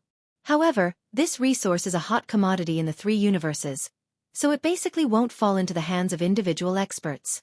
Therefore, even I have only seen it once. That was when an elder of the Immortal Dynasty, who was in charge of buying this thing in the Death Star field, returned to the Immortal Star. Because he bought a lot at that time. He bought more than 20 Devouring Source Crystals in 10 years. He showed it off proudly, and I was lucky enough to see it once. Hearing those words, Uncle Kong did not have much of a reaction. However, Naples and Shenyuan Ziying had faces full of shock. The Immortal Dynasty had specially arranged for an elder to be in charge of buying this thing in the Death Star field, and he had only bought more than 20 Devouring Source Crystals in 10 years. And he felt that it was a good harvest and proudly showed it off when he returned. What kind of treasure was this thing? Yi Xian's eyelids twitched wildly. He swallowed, suppressed the excitement in his heart, and asked in a calm tone, "What is this Devouring Source Crystal? Is it that precious? What does it look like?" Long Shishou didn't think too much about it and casually described the Devouring Source Crystal. When Yi Xian heard this, his eyelids twitched even more fiercely, but this time he didn't ask again. He was afraid that if he said too much, it wouldn't be good if someone saw through it. How was that a Devouring Source Crystal? It was clearly a Devouring Source Crystal. The reason why Yi Xian returned to the Everlasting Dynasty under the identity of Prince Xian was that it would be very convenient for him to find the Devouring Origin. But now, before he could even make a move, the Devouring Origin actually had news. Moreover, it was a specific piece of news. This was simply a huge surprise. For Yi Xian, this was definitely the biggest gain he'd had since entering the starry sky, other than the headless corpse of an infant. Even the large number of multi-pupil thought crystals he had obtained from the corpse pool could not compare to this news. Although the multi-pupil thought crystal was a rare resource, and it was very likely that it could not be found anywhere other than the desolate cage in the Demonkin star system. After all, this item had a crystal with the corpses of the desolate ancient beings. It was the inheritance crystal left behind by their obsessions after death. Even so, in Yi Xian's opinion, it was still not as important as the devouring origin. With the devouring origin, one could exchange a large number of treasures with the devouring system, as well as unlock various auxiliary systems and obtain more system functions. Although the devouring system was created by the imperial tutor of the everlasting dynasty, D-Heir, Yi Xian already knew this when he obtained the devouring system. According to his estimation, the real creator of the devouring system should be the pioneer of the human race's technology camp, Xingbo, who represented the highest technology of the human race. After all, this system was used to select geniuses from the human race. Its level was definitely not low. D-Heir should have inherited Xingbo's dying wish and perfected the incomplete devouring system before releasing it. Therefore, even if D-Heir was still alive, it was probably impossible for Yi Xian to decode the additional functions of the devouring system through him. Only by obtaining a large amount of the devouring origin and conducting a normal transaction or decoding with the system could it be realized and make the system more powerful. This was also the reason why Yi Xian had always been so concerned about the devouring origin. Before this, finding the devouring origin was his first priority, and finding the energy needed to evolve the world bugs was his second priority. Now that the second priority had been resolved, the only thing Yi Xian was worried about was the devouring origin. He did not expect to encounter such a good thing during this banishment. In the eyes of others, the Death Star region could be a dangerous place. After all, once Yi Xian entered it, he was not allowed to leave the Death Star region without an imperial edict. However, to Yi Xian, this restriction did not exist at all. The cultivation resources in his hands were as plentiful as mountains. A large amount of star core origin was calculated in cubic meters, and he also had a large number of multi-pupil sense crystals. There were tens of millions of weeping soul beasts. It was enough to sustain the cultivation of all the forces under his command for a long time, not to mention him alone. Furthermore, the Death Star region claimed that all the stars were dead stars and did not have the source of the star core, but this was not absolute. If it was anyone else, they might not even be able to try, but Yi Xian possessed the bloodline of the starry sky devouring beast, so he could smell the source of the star core with his nose. It was absolutely impossible for him to not be able to find the source of the star core from the Death Star region. Furthermore, even if he was banished, Yi Xian was a prince after all. Furthermore, he was not an ordinary prince. The immortal dynasty would definitely provide him with some resources. This was enough. In short, to Yi Xian, the Death Star region was not a dangerous place. In fact, it was a blessed land for him to silently make a fortune. At this moment, Yi Xian could not wait to grow wings and fly there immediately. At that time, it did not matter if they were from the technological faction or the cultivation faction. It did not matter if they were from the Federation of the Second Universe or the Tianji clan of the First Universe. In short, whoever dared to fight with him for the devouring origin would be destroyed without a second word. This prince has decided. I must go to the Death Star region. No one can stop me. I will fight anyone who tries to stop me. At this moment, Yi Xian's heart was filled with pride. As he spoke, he turned his head to look at Uncle Kong. He grinned and said with a bashful face, Uncle Kong, why don't you help me go through the back door and urge those old things from the Elder Pavilion to hurry them up and send out the edict immediately? I really can't wait to die. The Death Star region is a good place. These words shocked everyone. This time, even Uncle Kong and the wretched mosquito butcher had their mouths wide open. Chapter 3144. Translator, Endless Fantasy Translation Editor. Endless Fantasy Translation. The victorious army Prince Xian had lost the entire immortal ancestral dragon pagoda. The imperial resident elder was furious and banished him to the Death Star field. Without an edict, he could never return to the dynasty. When the news spread, the entire dynasty was in an uproar. Countless fans of the prince were dumbfounded and stunned. Although many of the prince's fans were angry, when they figured out what the immortal ancestral dragon pagoda was, they all shut up and could only sigh. As for the princes and uncles in the dynasty, They were all overjoyed when they heard the news. Without an edict, he could never return to the dynasty. This was basically an eternal banishment. Since he was banished, how could he be qualified to compete with them for the imperial power? Prince Xian's threat was finally eliminated. Originally, they were worried that Yi Xian would use Uncle Kong's power to move around the dynasty, and even force the imperial resident elder to change the edict. It was possible that he could tactfully change the punishment. Uncle Kong had the ability to do this, and he would do such a thing. He was a sentimental person. Otherwise, as a dignified person, he wouldn't have been cooped up in the 18th prince's residence and become an old servant. However, after asking around, they threw this last bit of worry out of the window. Uncle Kong was moving around the dynasty, but he wasn't interceding for the 18th prince. Instead, he was running resources for him. He wanted to get as many warships and cultivation resources as possible from the dynasty. This was the attitude of someone who had accepted their fate. When they received this news, the princes and uncles were as if there was a grudge between them. They didn't care about some resources. Even if the 18th prince made a name for himself in the Death Star field, they wouldn't care as long as he didn't come to the immortal planet to compete with them for the imperial power. As for the imperial resident elder's banishment edict, it was basically unchangeable. In history, there were a total of more than 10 people who were banished to the Death Star field, and all of them died of old age there. In order to let the 18th prince leave as soon as possible, the princes and the imperial uncle not only used their own connections to secretly help Uncle Kong, helping him to open up connections and get more resources. They even sent people to send a batch of resources to the 18th prince's mansion as the imperial brother and the imperial uncle. On the surface, they were expressing their condolences, but in reality, they were looking at Yi Xian eagerly. They couldn't wait for him to accept the gift and leave immediately. Yi Xian originally didn't think of this, but when he saw that his royal brothers, who viewed him as a thorn in their side, were rushing over to give him gifts, he immediately rolled his eyes and felt that he had found another way to make money. The Death Star field did not produce any cultivation resources, and he represented the imperial dynasty in guarding one of the regions.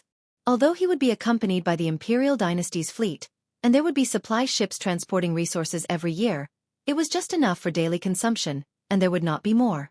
In fact, if the elder Gu and the other old bastards did something behind the scenes, they might even deduct the yearly ration.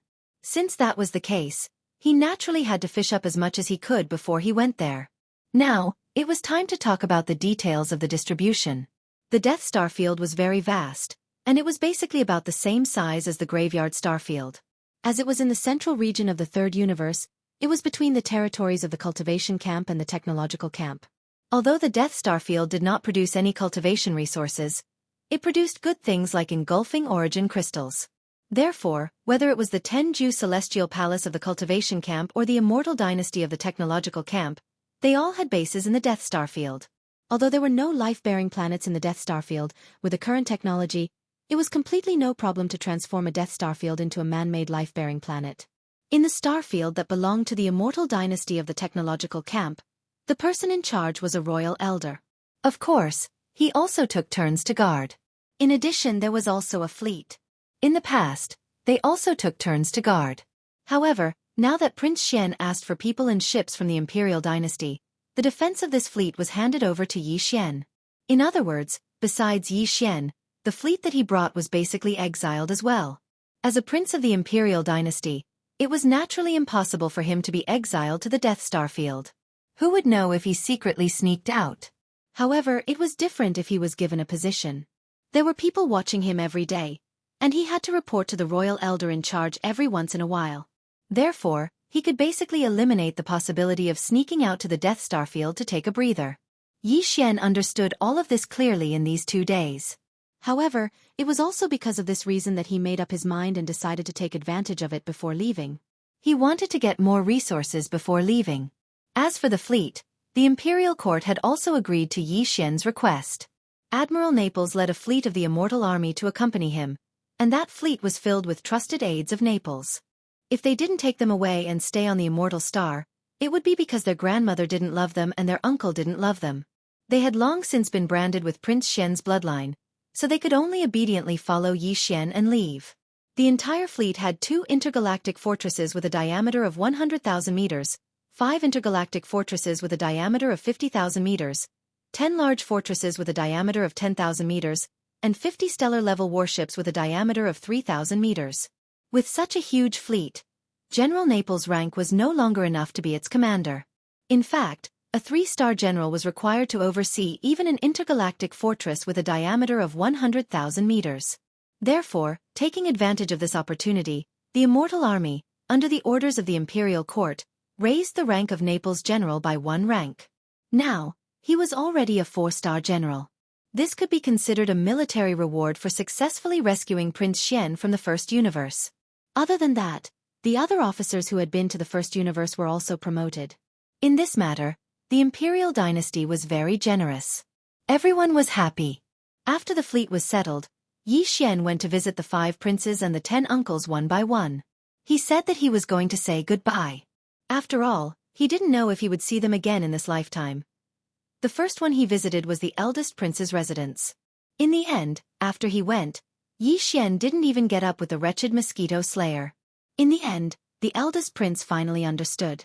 He endured his heartache and gave Yi Xian some resources. Only then did Yi Xian get up with a grin.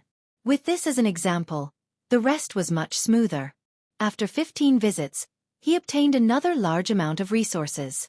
At this point, in addition to the official resources that he obtained from the Imperial Court and the private resources that he extorted from the royal family, the resources in Yi Xian's hands had already reached a level that even he was shocked. The time to set off had finally come. In the end, before they set off, Yi Xian waved his hand and directly changed the name of the Neapolitan fleet. He abandoned the original Immortal Army and changed it to the Victorious Return Army. Upon hearing the name of the fleet, the princes were completely dumbfounded. They suddenly felt like they had been cheated. Victorious Return? Chapter 3145. Translator, Endless Fantasy Translation Editor. Endless Fantasy Translation Prisoner Release. Finally, the Victorious Return fleet set off and left the Undying Star. The Imperial Court gave Yi Xian a month's time. He had to reach the Death Star field within a month and report to the Imperial Court's elder. In fact, 10 days was enough to travel from the Undying Star to the Death Star field using wormholes. It would be even faster if they were all universal fortresses. Even if Yi Xian's Victorious Return fleet had 53,000-meter-long stellar-level warships, it would take at most 20 days to reach the Death Star field. The extra 10 days were for him to adjust his condition and enjoy the scenery along the way. After all, it was rare for him to come out after entering the Death Star field this time. Of course, this was only what the Imperial Court's elders thought. Yi Xian didn't think so. Once he had gotten enough of the devouring source, he would leave immediately. At most, he would take the Naples fleet with him. If the Imperial Court didn't agree, he would just take his own territory. It was worth mentioning that the Imperial Court only gave Yi Xian 2 universal fortresses with a diameter of 100,000 meters, 5 universal fortresses with a diameter of 50,000 meters, 10 universal fortresses with a diameter of 10,000 meters, and 53,000-meter-long stellar-level warships with a diameter of 3,000 meters. But in fact, the Victorious Return fleet wasn't of this scale. Firstly, any universal fortress with a diameter of 100,000 meters was actually a fleet of warships. Stuffing a few 3,000-meter-long stellar-level warships with a diameter of 100,000 meters was like child's play. This time, Yi Xian was basically selling himself to the Imperial Court. If the Imperial Court was stingy in this aspect, he couldn't accept it. The 2 universal fortresses each had 50 stellar-level warships. In addition to the 5 universal fortresses with a diameter of 50,000 meters, there were also a large number of planetary-level warships with a diameter of 1,000 meters. Inside the universal fortresses with a diameter of 10,000 meters, there were also patrol ships that were a few hundred meters like small private warships. If one didn't consider the size of the battleships, the number of battleships in Yi Xian's hands was close to 1,000. It was definitely a large fleet with full functions. In addition, he had the Lightning Fortress, the Black Mosquito, the Black Wind, and the Holy Sun Fortress. Even the Wild Dragon battleship had grown from a small fortress with a diameter of 5,000 meters to a large fortress with a diameter of almost 10,000 meters under the premise of a large amount of resources to support the growth of the race. All in all, Yi Xian had enough warships to rule an entire star system. It wouldn't be a problem even if he wanted to rule a territory. Following the departure of the fleet, all of the forces that Yi Xian had left behind at the 18th Prince's mansion to set up defenses were all taken back into the Black Mosquito and the Black Wind. The entire 18th Prince's mansion was once again empty, with only Uncle Kong remaining. Previously, Yi Xian was worried about him, but now that he knew Uncle Kong's mysterious identity, he wasn't worried at all. Before he left, Uncle Kong didn't say anything else. He just assured Yi Xian that although there were some people who came to harass him before, that was because he hadn't shown his power yet. However, because Yi Xian had shown his power this time, some people who had forgotten his identity finally remembered the past. Therefore, in the future, no one would dare to come to the 18th prince's mansion. In addition, he reminded Yi Xian to return as soon as possible. Uncle Kong said this with great certainty, as if it was a matter of course. This made Yi Xian, who had originally planned to sneak away, feel very uncomfortable. In addition, the purplish warbler originally wanted to go with him, but then he remembered something and finally returned to Tianming Imperial Capital. However, before he left, he told Yi Xian that they would meet again soon. In this way, the only ones who followed Yi Xian out of the Undying Star, other than his original team, were Naples and Ning Tai. This girl couldn't run away even if he beat her, so Yi Xian resigned himself to his fate. The only regret was that he wasn't able to find a chance to deal with Hong Do and Lai Feng before he left. However, Yi Xian also thought it through and let him stay on the Immortal Star. Just treat it as Yi Xian's wish. Maybe the next time he comes back, it'll be to deal with this guy and settle the grudges from before. In any case, Yi Xian wasn't in a hurry to travel for a month. In addition, he just advanced more than a dozen small stages in a row. Now, he was already at the first stage of the 6th realm, the Nebula Realm. There was really no need for him to use this little bit of time to cultivate. Therefore, Yi Xian spent most of the time looking at the scenery and was very satisfied. Taking advantage of the boredom during this period of time, Yi Xian finally remembered that there was still one matter that he hadn't dealt with for a long time. That was that the 1,000+ Federation experts in the Myriad Heaven prison were still locked up in the Black Wind's Great Fortress. It was time to let them out. Anyway, he had already reached a certain level. Even if these guys went out and spread rumors, he wasn't afraid. In fact, they didn't know Yi Xian's identity at all. Even Long Xian, who had been locked up with them and claimed to be Prince Xian like a madman, didn't take those words seriously. No one would associate such a madman with Prince Xian. After making the decision, Yi Xian summoned the Black Wind Fortress with a wave of his hand and let it sail between the enormous victorious return fleet without any delay. Yi Xian led Gue Hai Yi Dao and the wretched mosquito killer directly to the Black Wind's lower cabin, the Myriad Prison. In the Myriad Prison, the nearly 100,000 soldiers were still building their nests. After Yi Xian arrived, he immediately checked the situation. There was no other example of a second person being eaten by a soldier in a rage. It seemed that Prince Xian had done this on his own accord and couldn't blame anyone else. Because of this, Yi Xian recalled that when he left the Undying Planet, there was a monstrous aura of resentment coming from the inner palace of the Imperial Palace. It was most likely from concubine Mei. Although she didn't appear, she should already know that Yi Xian wasn't the real Prince Xian. Perhaps, like the other princes, she subconsciously thought that Yi Xian was the culprit behind Long Xian's murder. In fact, if she really wanted to find him, Yi Xian might have tactfully told her the truth. After all, he had received a favor from her back then. The drop of immortal ancestral dragon blood had fallen into Yi Xian's hands through concubine Mei. However, since she had chosen to tacitly accept this hatred and had no intention of finding out the truth, Yi Xian could only accept it helplessly. So be it. With his current strength and foundation, it wasn't like he couldn't take the blame. At this moment, after Yi Xian entered the Black Wind's Myriad Prison, he directly revealed his identity as Prince Xian. He also took the initiative to release the thousands of people and brought them away from the Black Wind. They entered the Victorious Return Fleet's flagship, the Victorious Return Fortress, and were allowed to check on recent events through the fortress's star network. Chapter 3146. Translator, Nyoibo Studio Editor. Nyoibo Studio. We are vermin, heavens. I didn't expect so many shocking things to happen in less than half a year. If we weren't standing on the Immortal Army's starry sky fortress, I definitely wouldn't have believed this. I would have thought that I had met with a liar. Prince Xian is truly a god. So, he was the one who did everything. TSK. TSK. TSK. Not only were the prisoners on the Black Wind released by him in secret, the 10,000 experts of the Federation in the bottom cabin of the Black Mosquito were also saved by Prince Xian. If that wasn't the case, how could His Highness achieve such a stunning feat? He actually rushed to the 11th place on the Heaven leaderboard. We participated in all of this. This is a supreme honor. In the future, when I tell my descendants that I also participated in the Heaven Leaderboard's advancement to the 11th place, it would be so glorious. Ayaya. Unbelievable. It's too unbelievable. I didn't expect that in the past half a year, we actually accompanied Prince Xian on a trip to the first universe in the Black Wind's lower cabin. We almost turned the entire Fiend Star Zone upside down. Who in the family would dare to say that I didn't do anything in the future? Yes. Although we didn't do anything or even show up, we must be of great use to His Highness since His Highness kept us. If His Highness was really in danger, we would definitely take action. In a sense, we were backup forces that accompanied His Highness on a trip to the Fiend Star Zone. Yes. The last one is the main point.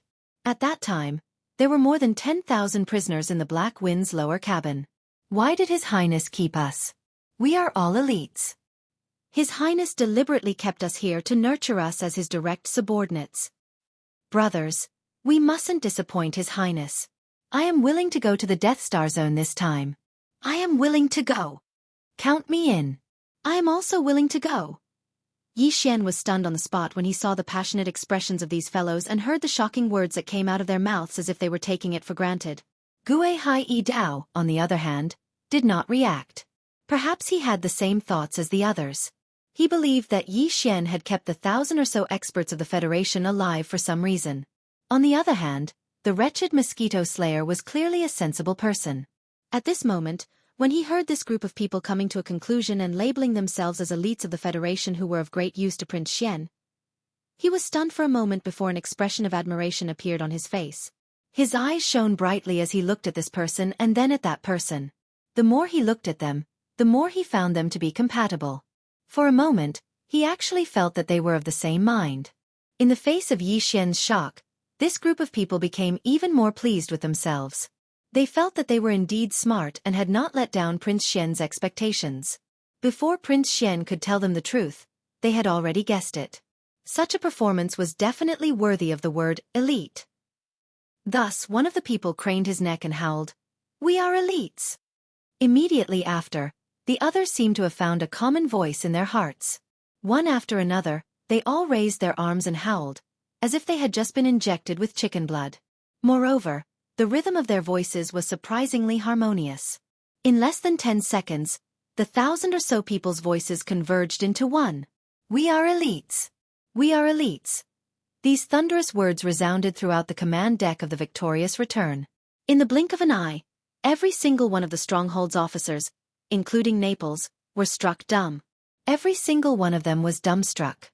As for Yi Xian, he subconsciously shuddered. When this sentence entered his ears, it was clearly different in tone.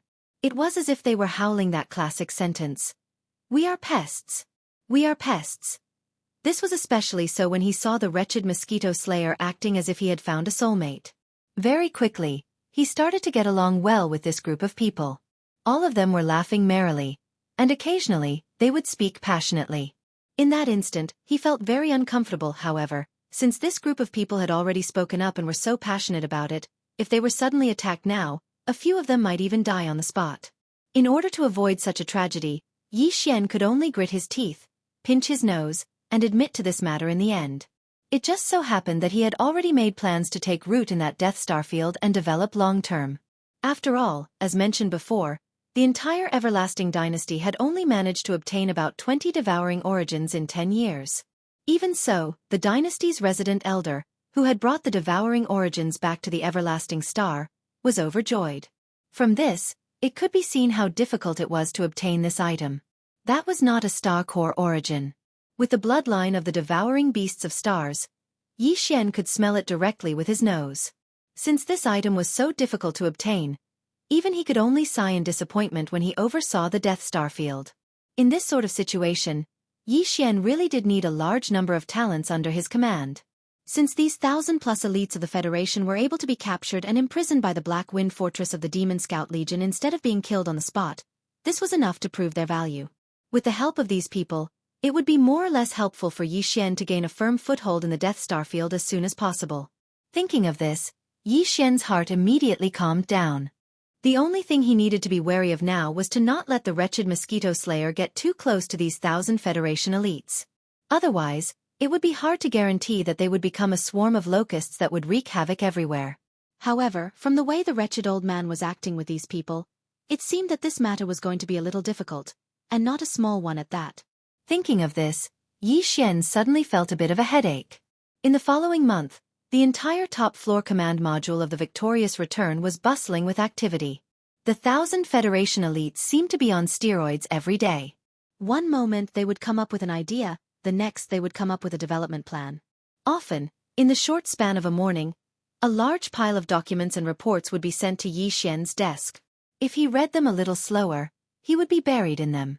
Although most of them were nonsense and not practical at all, considering that these people were passionate and worthy of praise, Xian did not want to dampen their enthusiasm.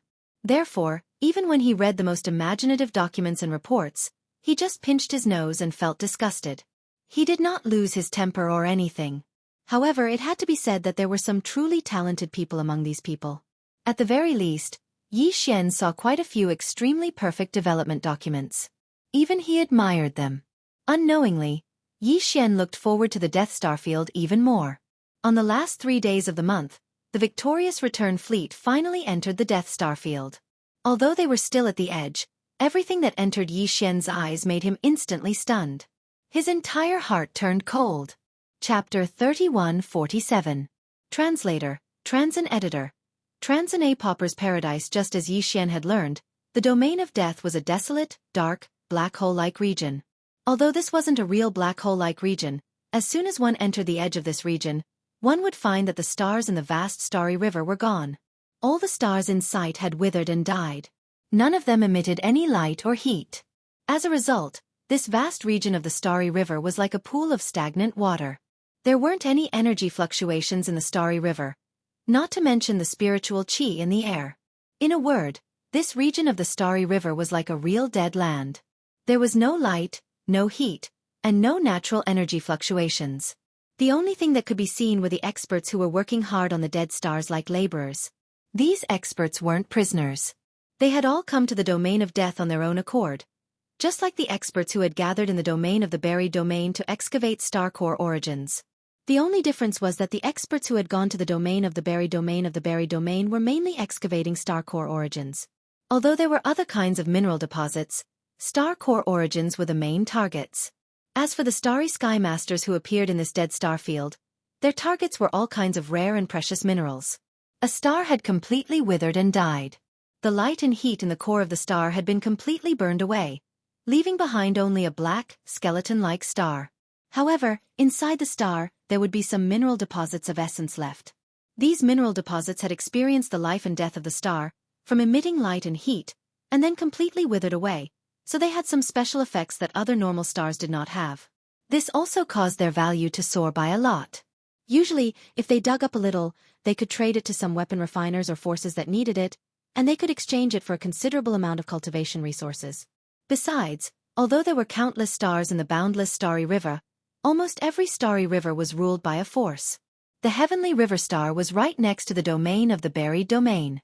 If there were powerhouses from the Milky Way galaxy who did not care about the survival of the Milky Way galaxy and used destructive means to excavate mineral deposits around the Milky Way galaxy, then the Milky Way galaxy's federal garrison would not sit idly by.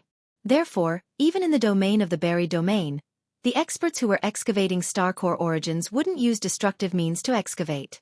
Most of them would just drill a shaft that led to a dying star and see if there was any star core origin in its core. If there was, they would take it. If there wasn't, they would just leave. Basically, the damage to the star itself wouldn't be too obvious. Even the stars in the domain of the buried domain that were on the verge of death had suffered such a result, not to mention the normal stars in the starry river star. No one would dare to use destructive means to excavate, which would limit the speed of excavation and the efficiency of mining. However, it was different in the domain of death. No one knew how the domain of death had come into being, but all the stars in this vast area had died.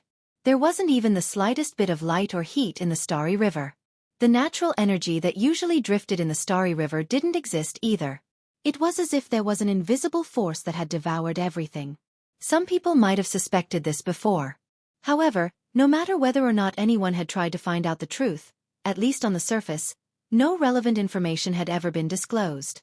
There was only one thing that everyone knew, and that was that this star field, an extremely vast star field, had completely lost its normal function. The only thing that was left was the last value of mining mineral deposits. Therefore, in this field of death, all the experts in space could excavate as they pleased. If they were certain that a certain valuable mineral deposit was hidden on a certain planet, and if they had the ability to do so, they could gather a few of their friends and work together to directly smash the entire planet into a pile of rubble. Nobody would care about it. However, although this greatly improved the efficiency of excavating mineral deposits and made the operation more convenient, it also inevitably stirred up the entire domain of death into a black smog. Because this domain of death was in the middle of the forces of the third universe of the human race's technology camp and the cultivation camp, both the Immortal Dynasty and the 10 Ultimates Heavenly Palace of the cultivation camp had stationed fleets and high-level officials to guard this place. However, the only purpose of these official forces entering this domain of death was to collect all kinds of mineral deposits, especially source crystals. This purpose alone had already put all their attention into it. Who would care about the destruction of this domain of death? For a long time, because the official forces of the two camps, the 10 Ultimates Heavenly Palace and the Immortal Dynasty, were indifferent to the mining of mineral deposits in this domain of death. They only cared about the results and did not care about the process. As time passed, all the experts who entered this domain of death and dreamed of excavating a piece of source crystal and making a windfall became more and more unscrupulous. This situation had been going on for many years. The entire vast and boundless domain of death had been destroyed, but everyone had long been accustomed to it. No one felt that there was anything wrong with it. It was under this background that Yi Xian came to the domain of death. Everything that entered his eyes from all kinds of things in the distance, it was very difficult to see a few complete stars. Even if there were, they were the type that was incomparably huge and difficult to completely destroy, forcibly blasting them into a pile of starry sky dust. However, even the surface of such giant stars was basically dug up into an unsightly state. Not a single giant star was intact. It was as if a huge heavenly dog had bitten off a piece or a few pieces of it. It was a ghastly sight. In contrast to this desolate and miserable scene, a large number of experts of the starry sky were either standing in the void with their physical bodies, casting various spells and magical abilities, or rummaging through the pieces of rubble of different sizes formed by the destruction of the stars. Or they were squatting in their respective warships, firing cannons at the stars or the larger pieces of the stars. These guys were all covered in dust and grime. A large number of stars and pieces of the stars had been blasted away, causing a cloud of dust to fill the sky. Under such circumstances, it was absolutely a luxury to want to keep one's personal appearance clean and tidy. Therefore, all of the diggers that entered his eyes were in a sorry state. It reminded Yi Xian of some of the gold miners in the black gold mines from his previous life, a group of poor bastards who held on to the dream of getting rich. Regarding all this, Naples obviously did not know. After being stunned for a while, even he could not help but fall into shock, as if he had just been struck by lightning. He muttered to himself, F***CK. Can these guys still be considered experts of the starry sky? Since this general was born, I have never seen experts of the starry sky more miserable than this. Chapter 3148. Translator, Nyoibo Studio Editor. Nyoibo Studio Elder Suzy. When if one were to consider the entire Death Star field as a whole and draw a line in the middle, then to the east of the border river would be the 10 Ultimate Celestial Palaces' sphere of influence. The 10 Ultimate Celestial Palaces' headquarters in the Death Star field would be in the center of the eastern half of the star field. West of the domain of death would be the sphere of influence of the Immortal Dynasty. The Immortal Dynasty's headquarters in the domain of death would be at the center of the western half of the domain of death. The two sides rarely interacted with each other and only focused on mining, secretly competing to see who would gain more. Yi Xian's enormous fleet had entered from the westernmost part of the domain of death, which was also the border of the Immortal Dynasty's sphere of influence. Such a large fleet, with its main force being high-grade space bastions and intergalactic fortresses, naturally attracted the attention of many as soon as it entered the domain of the western half of the domain of death. However, when the countless mining powerhouses saw the Immortal Dynasty's insignia branded on the ship's hull, they quickly looked away and busied themselves with their own work. Every 10 years, there would be a fleet from the Immortal Star coming over for a change of guard, and the supply fleet would come once every 2 years. Therefore, the old foxes who had been in the Death Star field for a long time were basically used to this kind of situation. Although this time's defense fleet seemed to have come a few years earlier, Just this point alone was obviously not enough to attract their abnormal attention. After all, everyone knew that the Tenju Celestial Palace and the Everlasting Dynasty were the official forces stationed in this Death Star field, so it was impossible for them to fight. If that really happened, it would be an internal strife of the human race, and no one could bear this responsibility. In fact, even the person in question, Yi Xian, probably didn't realize that not long after his arrival, the 10 celestial palaces and the Immortal Dynasty's official forces stationed in the domain of death really did start fighting, causing a huge uproar in the three universes. Perhaps Yi Xian couldn't be said to be the initiator of all this, but he was definitely the main instigator. It was also after that incident that the name Prince Xian once again resounded throughout the three universes. However, after that incident, when people mentioned Prince Xian's name again, they could only shake their heads and smile bitterly. Most of them would only have strange expressions on their faces. Even after being sent to the domain of death, he was still so restless. It was truly Yi Xian was clearly a lonely firefly in the dark. Wherever he went he was destined to be a draw. All of this was for later. At this moment, the entire fleet was deathly silent. Even the 1,000-plus elites of the Federation, who had just been released by Yi Xian from the bottom of the Black Wind and were as excited as if they had been injected with chicken blood, were all dumbfounded.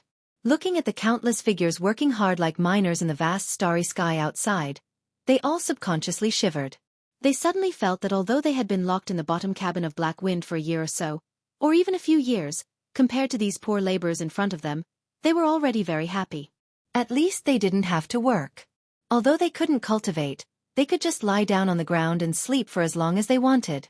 Just like that, in the dead silence, the entire fleet of Triumph entered the domain of death from the western edge of the domain of death and headed toward the eastern domain of death. What they saw along the way was basically the same. It was only when they approached the central area of the western domain of death that they saw more and more dead stars that were still intact.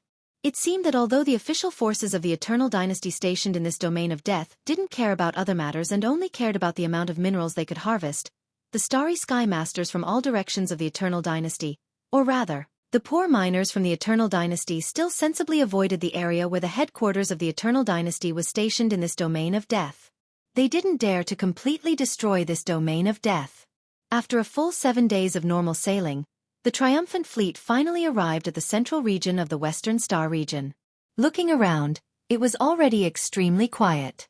Although the stars in sight still did not have the slightest bit of light or heat, and there was not the slightest fluctuation of energy in the void, at least the hustle and bustle that covered the sky and blocked the air was no longer there.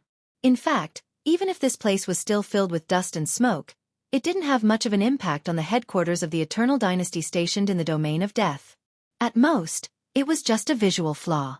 The star where the headquarters of the Eternal Dynasty was located was an incomparably huge star. It wasn't inferior to the extremely rare Eternal Star. Such a gigantic celestial body, like all the other celestial bodies in this star field, had actually walked into the path of death. It was hard to imagine what it had experienced, and what kind of monstrous force could cause such a terrifying celestial body to fall into such a miserable state. A starving camel is still bigger than a horse. This sentence didn't have the slightest meaning when applied to this giant star. It seemed that in this domain of death, where there was no light or heat, all the stars, even the black holes, would completely die under the influence of some kind of force. Seeing all this, Yi Xian's heart trembled. At this moment, he finally had a clearer understanding of the mystery of this domain of death. At the same time, he had a huge guess in his heart. All this couldn't be related to the origin of devouring, right? Could it be that all the energy, whether it was the natural energy drifting in the void of the galaxy or the internal energy of countless stars, had all been absorbed and plundered by the origin of devouring that he still didn't know how it was formed, where it was located, and how he should use to explore and discover it? When this thought popped up in his mind, Yi Xian shuddered. He didn't dare think too much about it. He shook his head and swept his gaze across a vast plain on the huge star in front of him. A huge man-made transparent protective shield of special alloy covered the entire vast plain like a bowl. It was estimated to be close to 10,000 kilometers in size. And this was merely an ordinary plain on a huge planet. From this one could see how vast this planet was. In the center of the huge transparent protective shield stood a huge city, surrounded by a few other smaller cities. This city was called Old Sioux City because the headquarters of the Everlasting Empire stationed in the west of the domain of death was here. The strongest people of the empire who watched over this place were usually the elders of the royal family's old Su pavilion. They would change every 10 years. There were several dozen elders in the royal family's old Su pavilion, and they would take turns to watch over the city for 10 years. Right now, the last elder of the royal family who had entered Old Su City was called Long Ziwen. Before they set off, Yi Xian had already asked Uncle Kong about this elder Ziwen after investigating the situation. Chapter 3149. Translator, Exodus Tales Editor. Exodus Tales: A Show of Strength. Although the victorious return fleet had changed the name of the fleet, the Immortal Legion's emblem on the ship had not changed. Therefore, as the fleet arrived, the protective barrier of the Old Man's City in the central region of the huge planet in front of them slowly opened. Another fleet of the Immortal Legion drove in from outside the city and directly charged into the starry sky. They didn't even meet Yi Xian and immediately left. The fleet that was originally stationed at Su Laoxiong City had already stayed in this godforsaken place for 5 whole years. The commander of the fleet was probably sick of it and couldn't wait to sprout wings and leave this place. Yi Xian didn't care about this. He led the entire fleet and landed below the protective shield of Su Lao City. He observed the entire majestic city and nodded in satisfaction. Not bad. They even made greenery inside the protective shield. There should be a large oxygen generator.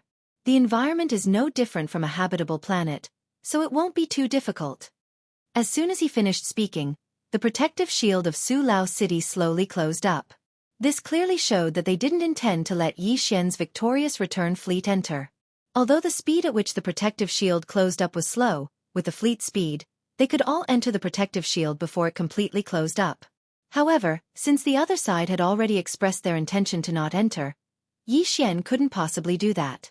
Besides, this kind of base-like majestic city even had a giant protective shield. How could it not have a space defense system? If they forced their way in, once the other side activated the space defense system, Yi Xian's victorious return fleet would more or less suffer some damage. At that time, the other side would have no one to argue with.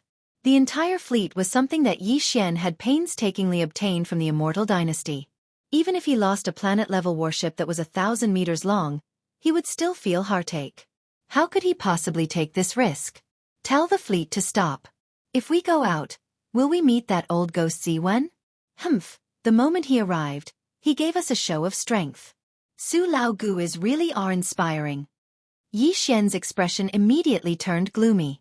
As he spoke, Naples glanced at the communications officer beside him. The latter immediately issued Yi Xian's order. The entire huge victorious return fleet stopped outside the protective shield of the majestic city and hovered above the majestic city. In the next moment, Yi Xian walked out of the main passageway of the victorious return. Behind him were Ing Tai, the wretched mosquito butcher, and Naples, as well as 2 major general guards. They were all existences whose cultivation bases were at the 9th level of the Origin Realm, the same level as 8-star Wang Piao and Zhua Feng Tai. Currently, there were only a few Origin Realm experts on Yi Xian's side. Of course, there was one more person who surpassed the Origin Realm and could even easily crush a Void Realm expert. That person was the demon dragon Candle Dragon, who had been captured alive by the headless infant corpse. Although this wasn't a trump card, it wasn't a power that could be used lightly. In addition, Naples and Ing Tai were both at the 11th realm of the Mystic Light Realm, while the wretched mosquito butcher was at least at the 12th realm of the Void Realm. This could be deduced from the fact that D'Air had recognized his identity and evaluated him in front of the immortal sovereign. However, Yi Xian still didn't know his cultivation base, strength, or true identity. However, after probing the Black Mosquito Star and the Undying Star a few times, Yi Xian had basically confirmed one thing, and that was that the slave imprint in the source core of this old fellow's brain wasn't as ineffective as it was in the beginning. It should have undergone some sort of mutation, which was why his words and actions were so different from the other demon slaves. It was also because of this confirmation that although Yi Xian was still a little worried about the wretched mosquito butcher, he was no longer worried about him having ulterior motives. Instead, he was worried that this old fellow would be unreliable and cause him trouble. In essence, it was already different. At this moment, a group of 6 people walked out of the main passageway of the flagship fortress on the victorious return. They didn't use a small patrol ship and just crossed the void with their physical bodies, descending toward the majestic city within the protective shield below. The other party seemed to have the same idea. The protective shield closed until there was only a gap of about 100 meters before stopping. This gap was so wide that even a small private battleship couldn't pass through. It could only pass through people. Although the majestic city only covered an area of about 100 square kilometers, there were still some small satellite cities around it. The entire green gloomy world under the protective shield covered an area of about 10,000 square kilometers. This showed that the immortal sovereign dynasty had put in a lot of effort and painstaking effort to manage this place. With such a large area spanning 10,000 square kilometers, not only was there a protective shield blocking out cosmic rays and cosmic dust, but there was also lush greenery inside. In this vast Death Star region, it was like an oasis in the desert, attracting a large number of experts who entered the Death Star region to stay here. Therefore, after Yi Xian's group of 6 entered the interior of the protective shield through the 100-meter-long passageway, they looked around and saw that the cities were filled with people moving about. There were even shops, markets, restaurants, and the like. Everything was no different from the scenery on the other ordinary human administrative planets. It was just that the area here was much smaller. In addition, although there were also many figures of the imperial family guards in Xianxia City, which was surrounded by more than a dozen small cities, compared to the other small cities around it, this place was obviously much more deserted. If the surrounding small cities were to be compared to civilian cities, then this majestic city in the center was obviously the official territory of the immortal sovereign dynasty. Ordinary people would not have the qualifications to enter at will. Every 10 years, the elders of the imperial family would take turns to guard this place. They would make this place seem like a small country outside of the outer realms. Inside the base, which was thousands of miles away, they would actually enclose 100 miles of land as their private territory. It was very impressive. Old 18th, right? Don't forget that you are being sent here. Just as Yi Xian was sneering in his heart, an old man's voice suddenly came from Xianxia City. The other party clearly did it on purpose. His voice resounded over the entire base and could be heard clearly in every corner of the protective shield that spanned 10,000 square kilometers. Obviously, you are being sent here, but you made such a scene. It seems that old thing Long Kong has been working hard for you.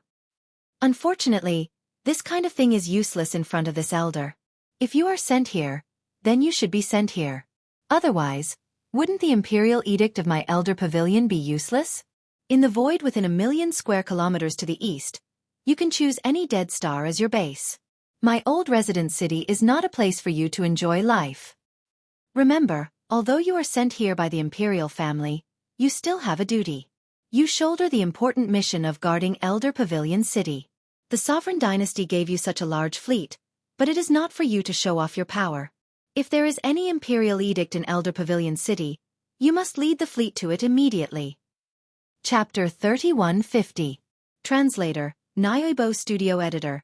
Nyobo Studio. A new broom sweeps clean inside the protective shield, inside and outside the cities. A large number of strong men in the starry sky were looking up at the sky in astonishment. Their gazes were focused on Yi Xian and the other 5 people. They had heard of Prince Xian's name for a long time, but the news of his banishment had not spread to the Death Star field. Therefore, after being stunned for a moment, these strong men in the starry sky began to whisper to each other. Their gazes toward Yi Xian gradually became strange. The legendary Prince Xian was nothing more than this. So what if he was famous in the star field? He was still scolded like a dog when he met an elder of the imperial family's dorm Elder Pavilion. This display of strength was obviously intended to make things difficult for him, and it was extremely obvious. Otherwise, why would the strong men in the starry sky, who were thousands of miles away from the dorm Elder City, hear it clearly? This was clearly intended to make things difficult for him. Most importantly, the other party was an elder. It was said that this Prince Xian was rumored to have bravely ventured into the first universe alone. It seemed that there were more or less rumors. Now, under the reprimand of Elder Ziwen, he did not even dare to fart. Some of those words were spoken without any intention of lowering their voices. It was obvious that they were spoken with the intention of currying favor with Elder Z1. As for the others, although they did lower their voices, in this current situation where the surroundings were deathly silent, anyone would be able to hear them clearly if they were paying attention. At the very least, Yi Xian had heard everything. The anger in his heart had completely erupted from this. This old thing is really not polite. Is he trying to display his strength? This old man is a new broom who sweeps clean. Thinking of this, Yi Xian immediately sneered. He cupped his hands in the direction of the dorm Elder City and said, Long Ziwen, right? I'll respect you as an elder. This prince is only here to greet you. Don't think too highly of yourself. I wouldn't want this dorm elder city even if you offered it to me. Isn't it just a rundown city? This prince can build one myself. It might not be worse than yours. Besides, you just said that this prince was sent here. Since I've been sent here to the Death Star field, I can't return to the Imperial Court for the rest of my life without an Imperial order. Even if I disobey an order, how bad can the situation be? Find someone else to take care of this troublesome dorm elder city's defense. This prince is not interested. As for the fleet I brought, I'm sorry, but you said it yourself. It was Uncle Kong who sent it to me. The dynasty didn't give me any official edict, saying that this fleet is used for defense. Since that's the case, it's this prince's private army. Federation. And if of the. After he finished speaking, Yi Xian cupped his hands once more. He glanced at the dumbfounded Naples and the others behind him and was about to leave. How dare you? Long Ziwen's angry roar came from Dorm Elder City. At the same time, a majestic aura soared into the sky. It was originally invisible, but it instantly turned into a huge palm that covered the sky. It was hundreds of miles wide. In the blink of an eye, it covered the sky. With a flip of the palm, it slammed down on Yi Xian and the others. Form of pressure? That's a cosmic light realm technique. Prince, retreat. Naples was shocked. As he spoke, he grabbed Yi Xian's shoulder. He wanted to pull him behind him, but he didn't move at all. With his mystic light realm cultivation, he couldn't move Yi Xian at all. Naples was stunned for a moment. Only then did he remember that although Prince Xian's cultivation was at the 6th stage, the Nebula realm in reality, he had even killed mystic light realm experts who were at the same level as him. Prince Xian's true cultivation had always been a mystery, but it was probably not below his. He had taken things for granted when he tried to protect his master in a hurry. Yi Xian naturally didn't have that kind of strength. However, when Naples' right hand touched his shoulder, an equally majestic power that wasn't any weaker than the huge palm in the sky suddenly surged out of his body. How could the current Naples be able to move him? Screech! This power turned into an illusion that was hundreds of thousands of feet tall. It was the energy body demon dragon Candle Dragon that the headless infant corpse had captured alive. Although it was only a wisp of aura released by the headless infant corpse, it was enough to form this enormous demon dragon illusion behind Yi Xian. The original body of the demon dragon, even in its energy form, was hundreds of thousands of feet tall. It definitely wasn't something a cosmic light realm expert could match. Rumble! A thunderous roar instantly resounded from the horizon. The enormous palm formed from the pressure of the cosmic light realm cultivator's cultivation instantly melted like a snowball that had encountered a blazing sun. It collapsed at a rate visible to the naked eye. At the same time, a muffled groan came from Su Laoxiong City. Immediately after, Su Laoxiong exclaimed in shock, "Demon dragon illusion? It's actually Nebula realm? This definitely isn't your own power. The ancestral dragon pagoda is indeed in your body. It's actually protecting its master?" The old man wasn't stupid. He saw the truth with a single glance. However, he couldn't have known about the existence of the headless infant corpse. Cosmic light realm? What kind of realm is that? Elder Ziwen is indeed impressive. A cosmic light realm cultivation base sounds very impressive. Yi Xian sneered. Although these words were said in the direction of Naples, they were clearly pointed at the mulberry tree and cursed the locust tree. The expressions of the starry sky experts outside the cities below became even more strange. The black hole realm is the 8th cosmic light realm. After the black hole realm is the origin realm, grotto heaven realm, mystic light realm, void realm, genesis realm, cosmic light realm. After that, I don't know. Naples subconsciously raised his head to look at the sky behind Yi Xian. The demon dragon illusion had disappeared, but his face was still full of shock. He cupped his hands and said, "The cosmic light realm is the 14th cosmic realm. After that is the last of the 15 cosmic realms, the cosmic realm." The first 15 cosmic realms?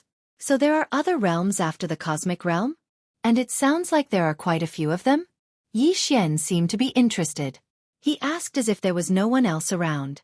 It was as if he had completely forgotten about Su Laoxiong City's Su Laoxiong family elder Long Ziwen. This was blatant disregard. However, the people in Su Laoxiong city below fell silent. Although Long Ziwen was strong, he wasn't confident enough to think that he could kill Yi Xian, who was under the protection of the ancestral dragon pagoda. It was wise for him to remain silent. However, he obviously couldn't let go of today's matter. What an arrogant and domineering old 18th. Good. Chapter 3151. Translator, Nyoibo Studio Editor. Nyoibo Studio. Rise of the Mighty City. You don't have to worry about this. This prince isn't that close to you. Tell me. Yi Xian sneered. This time, he didn't even bother to salute. Before he finished speaking, he had already turned around and led Naples' group of 5 toward the Fortress of Triumph. In the blink of an eye, they entered the fortress. The entire fleet sailed majestically into the distance. However, it wasn't the Eastern Star region that Long Ziwen had indicated, but the Northern Star region. This clearly showed that they had made up their mind to go against him. You point to the east, and I'll go north. The old and old were so angry that a few groans could be heard from the mighty city again. The starry sky experts inside and outside the surrounding cities were all shocked. Everyone felt as if they were walking on ice. They didn't even dare to breathe loudly. At the same time, Yi Xian, who had returned to the command cabin on the top floor of the Fortress of Triumph, shook his head helplessly with Naples and the others. After returning, they found that there was actually a celebration party going on inside. It could even be described as thunderous cheers. The soldiers of the immortal army under Naples' command naturally wouldn't do such a thing. The ones who were causing trouble were the 1,000 or so Federation elites who had just been recruited by Yi Xian. Seeing Yi Xian return, a group of people immediately surrounded him. They were so excited that all kinds of ideas covered the sky and earth. Boss, are we going to set up our own sect? That's a good idea. Didn't the immortal dynasty grow up step by step like this? Yes. This way, us old buddies will all be credited with founding the empire in the future. This is a grand undertaking that will last for thousands of years. Boss, let's do it. What's wrong with you guys? How can you say something like that so casually? We have to keep a low profile at the beginning of our venture. It's fine if this matter is known only to the insiders. Boss, you haven't built up your power yet. How can we let the imperial dynasty know that you have a change of heart? That's right. Everything starts from taking over the mountain and becoming the king. We have to strengthen ourselves step by step. Our ultimate goal now is to keep it in mind. We can't reveal boss's secret. It will affect our grand undertaking in the future. Yi Xian did not dare to get involved in this kind of situation. He gave Naples a wry smile and hurriedly made his way to his cabin. The moment he left, the wretched mosquito slayer waved his arms and shouted loudly. He raised his hand and beckoned the few people who were the most excited in this group of people gathered together. 3 days later, a giant dead star appeared in the void ahead. Although it was not as big as the one in the old Sioux city, it was not far off. What was even rarer was that the surface of this planet was extremely flat. Large expanses of plains were clearly visible, and there were even some traces of decaying plants, indicating that it should have been a planet of life. However, because it was located in this Death Star region like other planets, it had strangely entered a period of death. Its energy had dissipated completely, and it had completely disappeared. That's it. That's where I made a fortune in the Death Star field. It's this. Planet Victorious Return.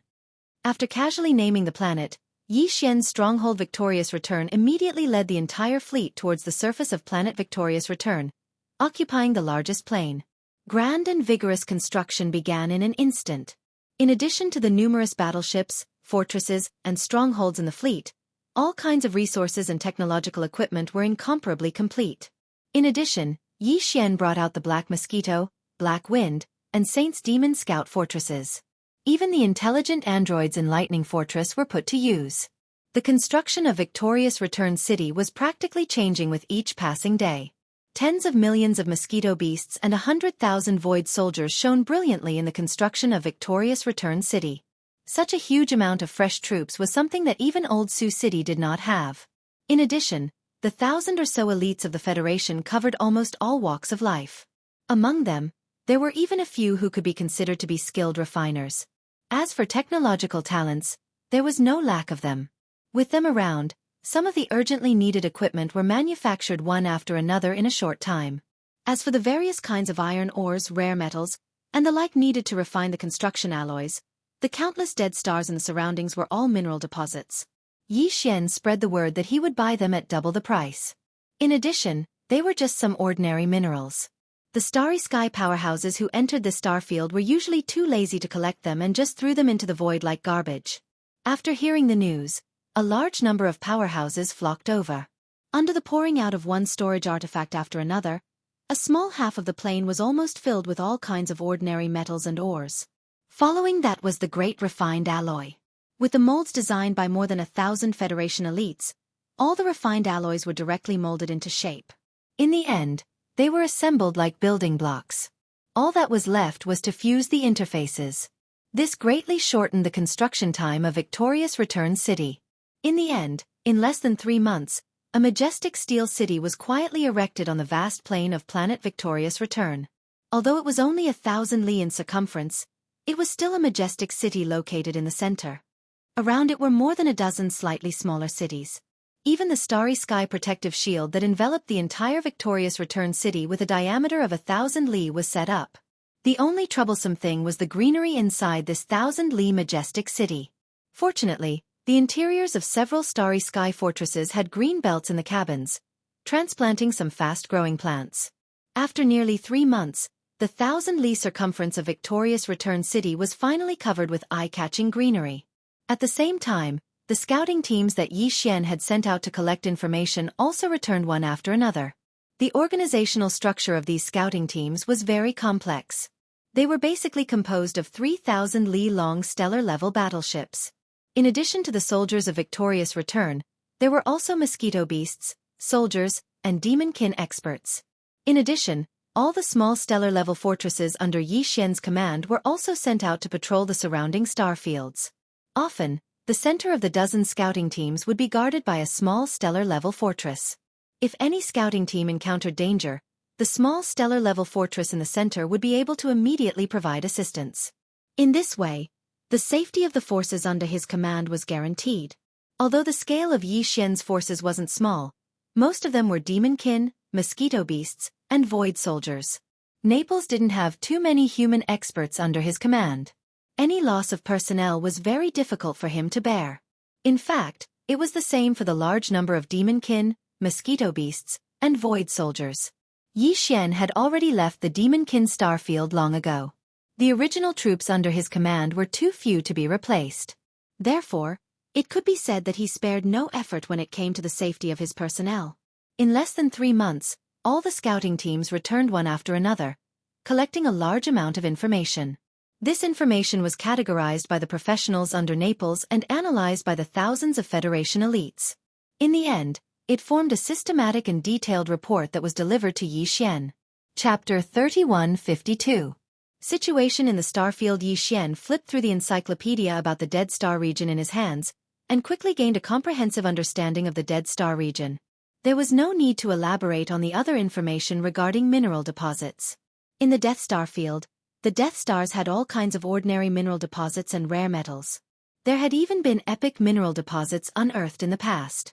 Otherwise, it wouldn't have attracted so many starry sky experts. Supreme grade, legendary, epic, and supreme treasures. These 4 levels could be applied to almost any item in the starry sky environment, whether it was natural minerals, man-made warships, or all kinds of magical equipment produced by refining technology. Even if it was only the size of a fist, one could exchange for a massive amount of cultivation resources. For example, Yi Xian had several cubic meters of level 99 colored planetary core origin. That was a level 99 colored planetary core origin. A single level 99 colored planetary core origin the size of a fist could be exchanged for a massive amount of ordinary planetary core origin. Moreover, it was priceless, and even priceless. In addition to this kind of epic grade mineral, this Death Star field also produced starry sky supreme treasure grade mineral, the so-called devouring source crystal. However, even in the Death Star field, the grade of the source crystal devouring starry sky supreme treasure was only a guess. Whether it was really a starry sky supreme treasure had not been officially confirmed by any official. Many of the starry sky experts who had flocked to this vast star field, dreaming of mining even one devouring source crystal and making a fortune from it, didn't even know the specific use of this devouring source crystal. Usually, every time a starry sky source crystal was unearthed, it would immediately be purchased by some mysterious forces, Everlasting Dynasty, 10 Ultimates Heavenly Palace or other official organizations at a high price. As for what it was used for, none of them knew, nor were they interested in asking.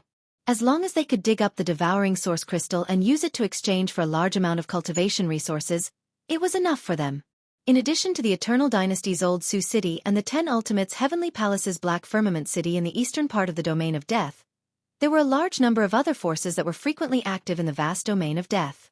On the surface, the teams of the various races of the Federation of the Second Universe could be seen from time to time. Among them, there was no lack of cosmic light realm masters who could contend with Long Ziwen. In the dark, the servants of the Heaven's Legacy race and the masters of the 100 races competed for every devouring source crystal that was unearthed. It was said that there were even a few true Heaven's Legacy race clansmen guarding this place. Generally speaking, even though this Domain of Death was located in the central region of the Third Universe, between the 10 Empyrean Heavenly Palaces and the Immortal Dynasties, its overall situation was much more complicated than that of the Domain of the Graveyard of Death. Even Yi Xian was surprised by this. In the official base of the 10 Ultimate Celestial Palace, Black Firmament City, there's also a supreme cosmic realm powerhouse overseeing it. This person's name is Huai Dongzi, and he's a vice palace master of the 6th Ultimate Celestial Palace. The 10 Absolute Celestial Palaces have a total of 10 Celestial Palaces. In each Celestial Palace, there is one main and 4 vice palace masters. In general, the vice palace masters are equivalent to the imperial elders of our everlasting dynasty. In terms of numbers, there are dozens of vice palace masters and above in the 10 Celestial Palaces of the Cultivation Camp, which is equivalent to the number of imperial elders in the Imperial Elders Pavilion. Taking the intelligence booklet from Yi Xian, Naples flipped through it while introducing the details of the major forces in this Domain of Death to Yi Xian.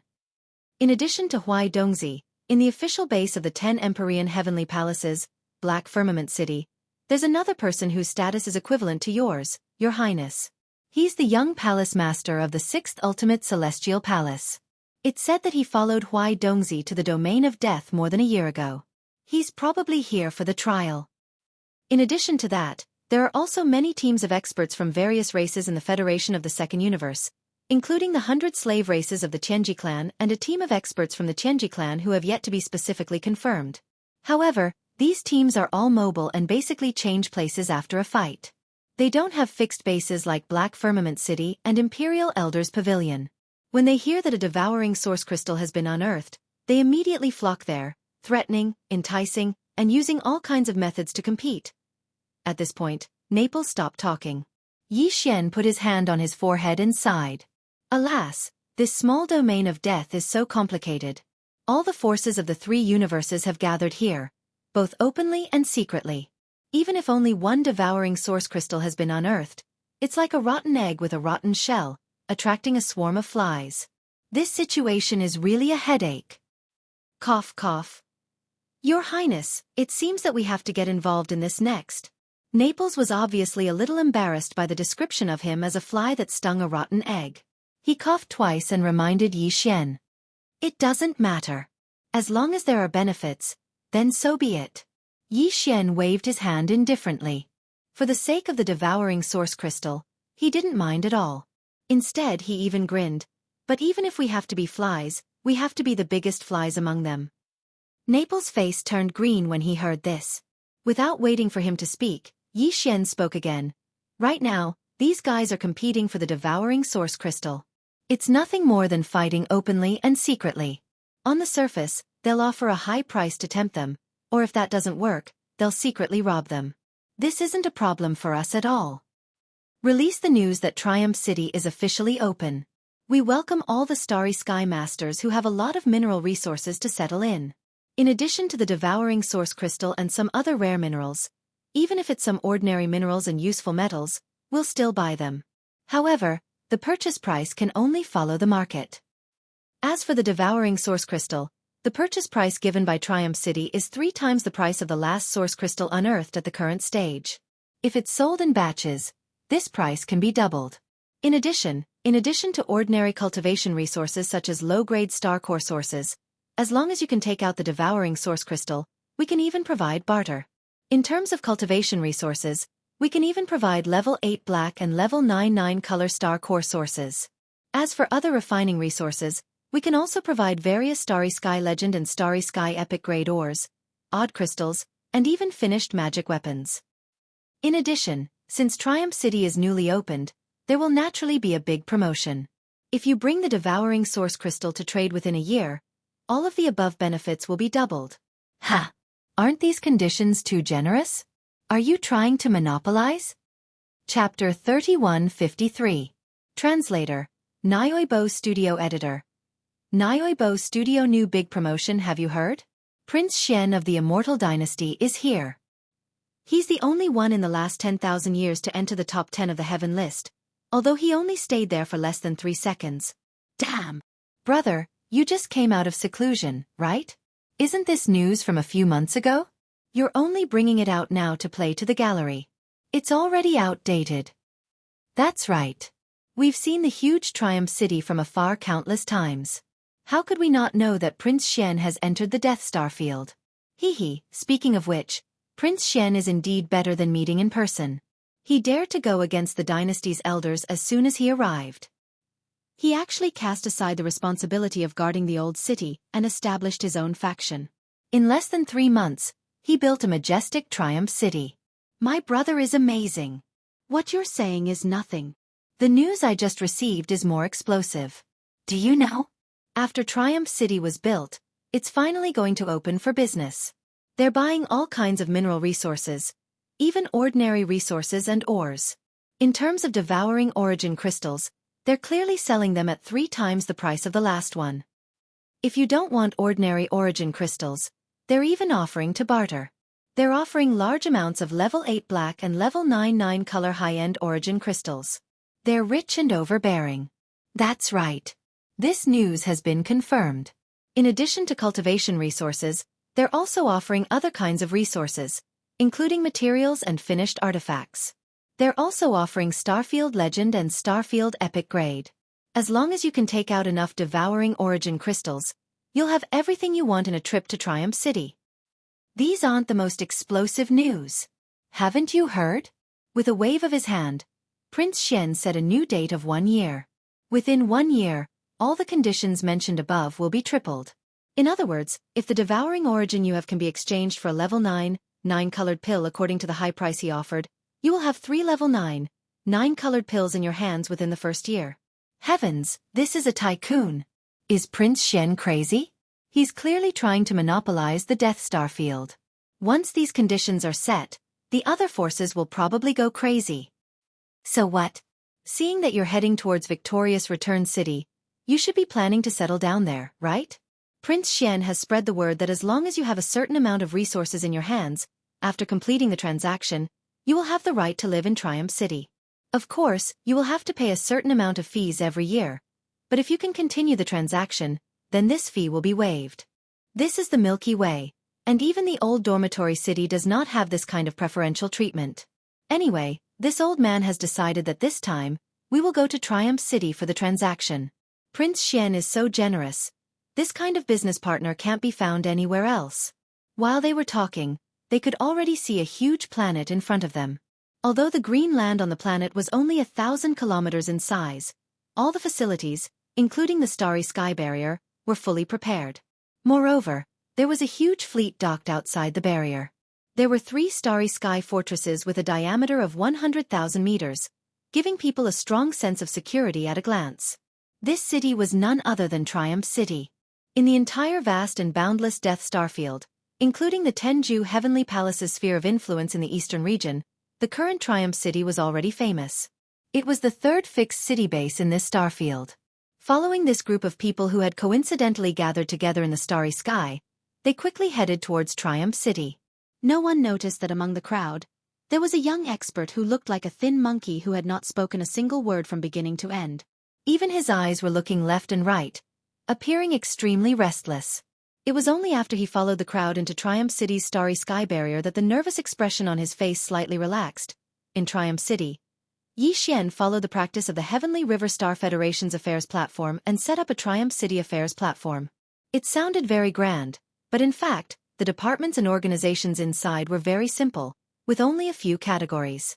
They were divided into ordinary mineral deposits, top-quality mineral deposits, legendary mineral deposits, epic mineral deposits, and supreme mineral deposits. After that, there was also a department for resident applications. The so-called supreme mineral deposits of the starry sky had only been discovered in the Death Star field, and it was a mineral that had not been publicly recognized by the major forces. It was the Devourer Source Crystal. In other words, starry sky experts who wanted to trade for Devourer Source Crystals could directly go to the supreme mineral deposit area. At this time, in front of the first few windows, there were some starry sky experts lining up. Even in front of the epic mineral deposit trading window, there were some starry sky experts in 2s and 3s, inquiring about the details of the transaction. It was even more so for the resident applications, with more than a dozen windows lined up with long queues. Only the area for the supreme mineral deposits of the starry sky had no one in front of the 4 windows. At this time, a figure walked over. It was the skinny starry sky expert. His cultivation wasn't very strong, just 3rd order star realm, but he wasn't too weak. He still looked quite nervous, especially when he walked alone to this desolate establishment for the supreme mineral deposits of the starry sky. As a large number of surprised gazes gathered on him, the muscles all over his body seemed to have stiffened, and his whole person was numb. In each of the 4 windows, there was an expert in mineral deposit appraisal from the 1,000+ Federation experts. At this time, in front of the skinny starry sky expert's window, a middle-aged man in his 30s smiled faintly and asked. The skinny starry sky expert was still very nervous. Although his voice was weak, his words instantly stirred up 1,000 waves in the surroundings. I want to trade for Devourer Source Crystals, but I don't want ordinary cultivation resources. I want 9th order 9 colors. In the Death Star field, the appearance of every Devourer Source Crystal was destined to cause an uproar and even a bloody storm. An unassuming starry sky expert suddenly said that he had a Devourer Source Crystal in his hands was unprecedented. Even if there were, they didn't dare to make a sound, lest they be robbed. This person dared to reveal his wealth in public because of Prince Xian's fame and the strength he had displayed. Even so, among the large number of starry sky experts around, there were still some whose eyes lit up. Countless gazes swept over the skinny starry sky expert with unkind intentions.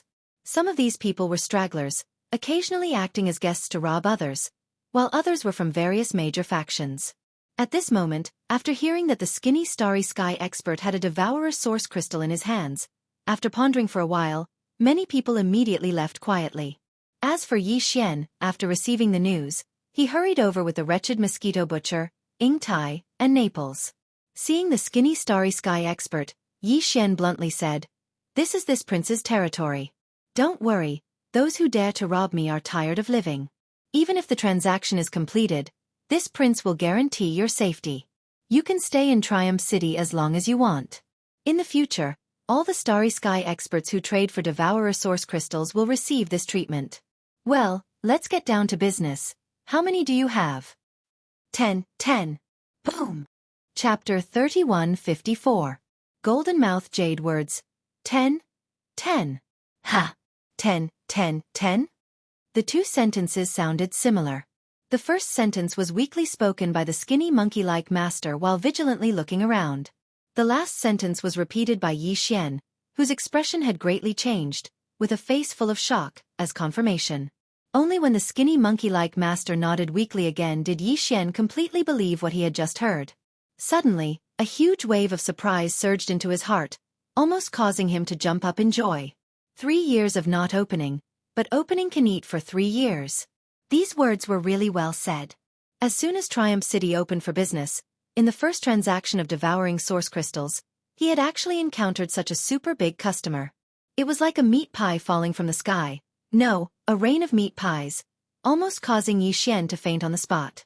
It had to be known that in the past 100 years, although devouring source crystals were produced almost every year, it was basically 1 at a time, at most 2 at a time. But even so, it still attracted the attention of the various great forces in the Death Star field, whether in the open or in the dark, to compete for it. But now, the heavens had sent a great master who actually said he had 10 devouring source crystals. This was really hard to believe, but Xian did not have the slightest doubt. Why? Who would dare say in public that they had a lot of these things? If so, as soon as they left Triumph City, they would definitely die without a burial place. And if he said so but could not take them out, would Xian let him take refuge in Triumph City? Even a fool wouldn't do such a stupid thing like digging a hole for himself. In other words, this skinny monkey-like starry sky master must have 10 devouring source crystals. 10 of them. It didn't sound like a lot, but hadn't it been mentioned before? There was once an elder from an immortal dynasty who had been stationed in the Death Star field for 10 years, but after returning to the immortal star, he brought back more than 20 devouring source crystals, which caused a sensation at the time. That elder felt that his contribution was huge and even proudly showed off, allowing some of the masters from the dynasty who were not qualified to come into contact with this important resource to see the true face of devouring source crystals. 10 years. More than 20 devour source crystals. And this was the result of a royal elder, representing the Everlasting Dynasty's official faction in this Death Star region. And now, Xianxia had only been in the Death Star field for a little more than 3 months, and he had actually obtained 10 of them at once. If this news were to spread to the immortal star, the imperial family elder who had thought that he had made a great contribution would probably vomit blood on the spot. Thinking of this, Xianxia's breathing quickened. It took him a lot of effort to suppress the urge to rush up and rummage through his pockets. He took a deep breath and slowly said, "Tell me, what do you want?" This prince only has one sentence. "I will guarantee your safety. Resources, you can have them as long as I have them." I want cultivation resources. Perhaps it was because Xianxia's public guarantee had calmed him down, but the originally nervous expression on the skinny master's face clearly disappeared, replaced by an excited flush. Before Xian could reply, he had already continued, "But I don't want ordinary star core sources, I want high-quality goods, the kind that can help in breaking through the bottle strength barrier. Of course, I also know that although level 99 colored source crystals are only star epic level resources, they have been recognized by the 3 universes for many years. And although devour source crystals are known as star treasures, they are only rumors and can't be taken seriously. Plus, star core sources are more practical. I don't even know what these devour source crystals are used for, so it's useless to keep them. So, according to the current market price, 3 devour source crystals should be able to exchange for 1 level 99 colored source crystal. I have 10 of them, so you can give me 3 level 99 colored source crystals. As for the extra one, it's a gift from me." Hearing this, there was an uproar again, but none of the Starry Sky Masters felt that such a transaction was inappropriate. What the skinny monkey-like master said was indeed the current market price, and it was no exaggeration to say that even if they took out 3 devouring source crystals, they might not be able to exchange for a single 9th grade 9-colored crystal. After all, this Death Star field did not produce star core sources. Although the major forces had prepared a large number of cultivation resources for devour source crystals, they did not include level 99 colored source crystals. This kind of thing was rare even on the immortal star. No one was stupid enough to exchange one strategic resource for another. There were definitely level 99 colored source crystals on the immortal star or the 10 Ju Sky Palaces, but they definitely did not have as many as Xian did. It would not be a problem at all to throw out a few hundred star core sources. Perhaps this was the fundamental reason why the skinny monkey-like powerhouse had come to Triumph City today. A high-grade star core origin had a huge and obvious effect on breaking through the bottleneck of one's cultivation base. He was only at the star-grade realm, so he needed this kind of thing. The countless starry sky powerhouses in the surroundings were in an uproar. Apart from envy and jealousy, there was no other expression on their faces. At the thought that the skinny monkey in front of them would soon possess 3 level 99 colored stones, the eyes of some of the people who had not harbored any evil thoughts gradually flickered. Xian did not care about any of this. After listening to the skinny master's words, he sighed inwardly. What an adorable fool. However, his face broke into a grin. According to what you said, 10 devour source crystals for 3 level 99 colored source crystals is acceptable. As soon as these words were spoken, the surroundings were once again in an uproar. However, the skinny monkey-like expert suddenly became nervous. As the person involved, he was naturally the most sensitive existence. The word power that Xian said gave him a bad premonition. However, the words that followed made his jaw drop. All the starry sky masters around him almost exploded in anger. However, I won't give you 3 level 99 colored source crystals. Xian grinned and glanced at the pale skinny master. Then, he smiled again. Did you forget that this prince said that there would be a big discount every year? All the rare mineral resources will be sold for 3 times the original price. Therefore, This prince will give you 9 level 9 colored source crystals. Wow! 9? Damn! Doesn't that mean that one devour source crystal can be exchanged for one level 9 colored source crystal? What the F asterisk CK? He's hit the jackpot.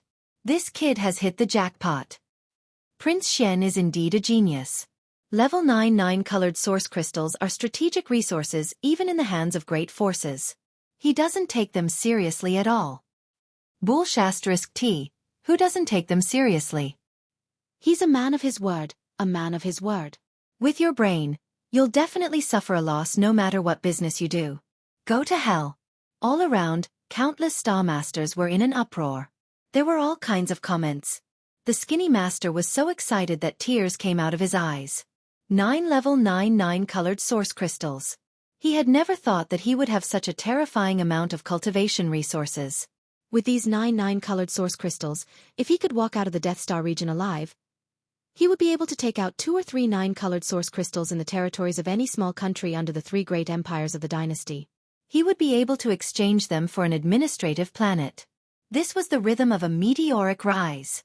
Chapter 3155. A sensitive character, this prince has a lot of grade 9 colored. At this point, Yi Xian suddenly thought of something and took out 10 jade boxes from his undying world, arranging them in a row in front of him. Then, the 10 jade boxes opened by themselves one after another. Inside each jade box were 3 grade 9 colored star core sources, each the size of an infant's fist, exuding a dazzling light. For a moment, Yi Xian's face was bathed in 9 colors. In an instant, cries of alarm rang out like a tide from all around. These starry sky masters had never seen grade 9 colored star core sources before, but now, 30 of them had suddenly appeared in front of them, so they couldn't help but cry out in shock. Any one of these 30 grade 9 colored star core sources could be exchanged for a large amount of cultivation resources. Even a grade 7 purple star core source could be exchanged for more than 100 pieces. Therefore, the eyes of this group of people almost immediately turned red. Among them, several black hole realm masters and above even began to flicker. If it weren't for the fact that this was Triumph City and there was a huge fleet above the city's protective shield, they would have snatched these star core sources on the spot. As everyone can see, this prince has so many grade 9 colored star cores, not to mention other cultivation resources. So, don't think that after completing the transaction with this brother today, the cultivation resources in this prince's hands will be insufficient. Like I said, as long as you have devour source crystals, I'll give you whatever you want. While speaking, Yi Xian waved his hand again and put away 9 of the jade boxes, leaving only one floating in front of him. Inside, there were 3 grade 9 colored star cores. At this point, the surrounding starry sky masters suddenly realized that he had taken out so many grade 9 colored star cores just to show off his wealth and reassure the people. Many people curled their lips, but there was nothing they could do. At this time, Yi Xian spoke again, looking at the skinny monkey-like man. I can only give you 3 grade 9 colored star cores. Boos immediately sounded from all around. The skinny monkey-like man was startled for a moment before a bitter smile surfaced on his face. 3 pills was originally a normal price. Moreover, there was no supply even if one had the money. Previously, he had only asked for 3 pills. It was just that Yi Xian had said that within a year, Triumph City would have a big promotion, and that all transaction prices would be tripled. That was why he was so shocked, stunned by the 9th grade 9 colored stones that were about to be in his hands. From the looks of it now, all of this was just wishful thinking. Prince Xian would probably find an excuse to strip him of his right to receive the 3 times the price of the new Zhang discount. Although it didn't matter, it was just that after being pleasantly surprised, he was suddenly disappointed. In his heart, he felt a little uncomfortable. This kind of untrustworthy person, the next time there was a chance to devour source crystals, there was no need for him to return to Triumph City. Just as this thought appeared in his mind, Yi Xian's voice sounded again. As for the other 6, this prince will replace them with other star cores of equivalent value and give them to you. It's not that I'm reluctant to part with the 9 grade 9 colored star cores, but with your current cultivation, it's too much of a waste to directly use them for cultivation. You should save them for when your cultivation is higher in the future and break through the bottle strength barrier. As for the 6 grade 9 colored star cores, this prince will give you 2 grade 4 green star cores, 100 grade 5 red star cores, 100 grade 6 blue star cores, 50 grade 7 purple star cores, and 10 grade 8 black star cores. In terms of value, in fact, these can't compare to the 6 grade 9 colored star cores.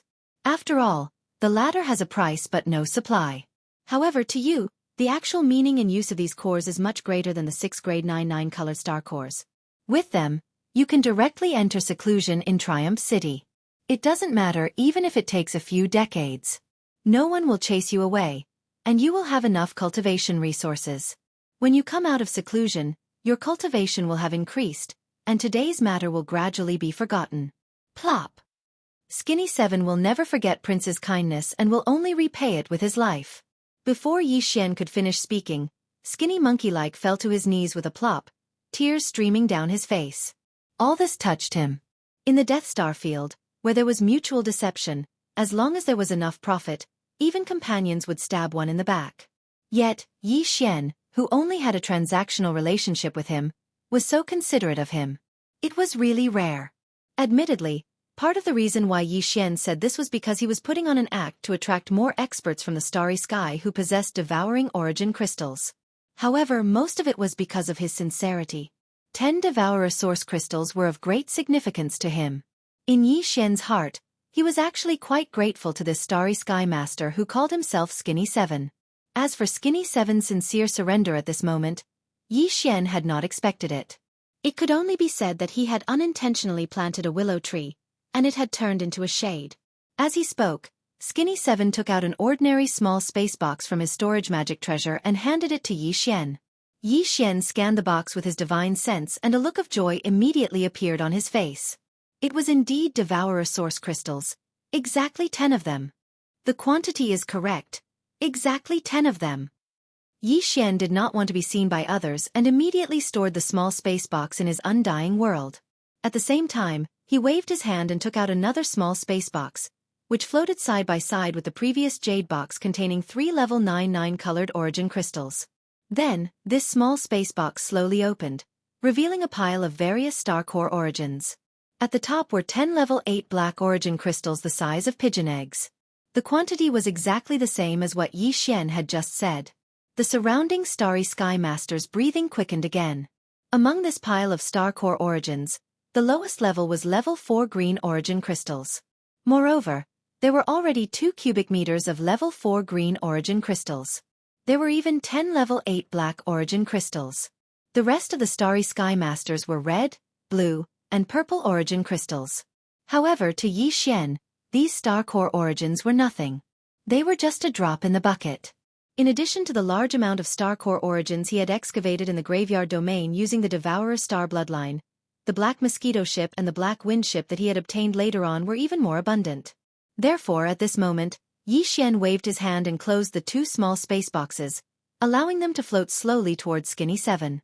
When they landed in his palm, there was not even the slightest ripple in his eyes. Everything was so normal that he did not take it to heart at all.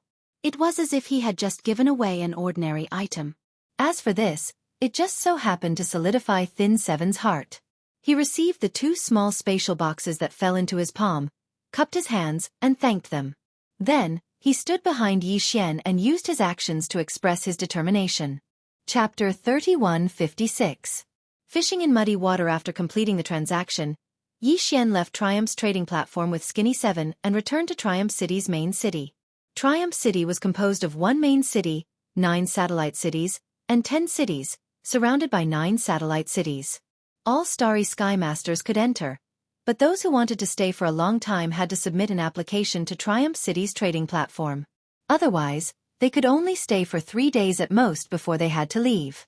The main city was where Yi Xian's direct subordinates were stationed. At the center of the main city was an alloy castle, in which Yi Xian lived. At this time, Yi Xian and Skinny 7 had just returned from the first floor hall of the alloy castle. Naples, Ing Tai, Wretched Mosquito Butcher, Gue Hai Yi Dao, Li Mosquito, Zwafeng Tai, and the other demon slave experts were all present. Triumph City was his territory, so the demon slave experts that Yi Xian had hidden in the Black Wind and Black Mosquito were all released. They also needed to be tempered and grow.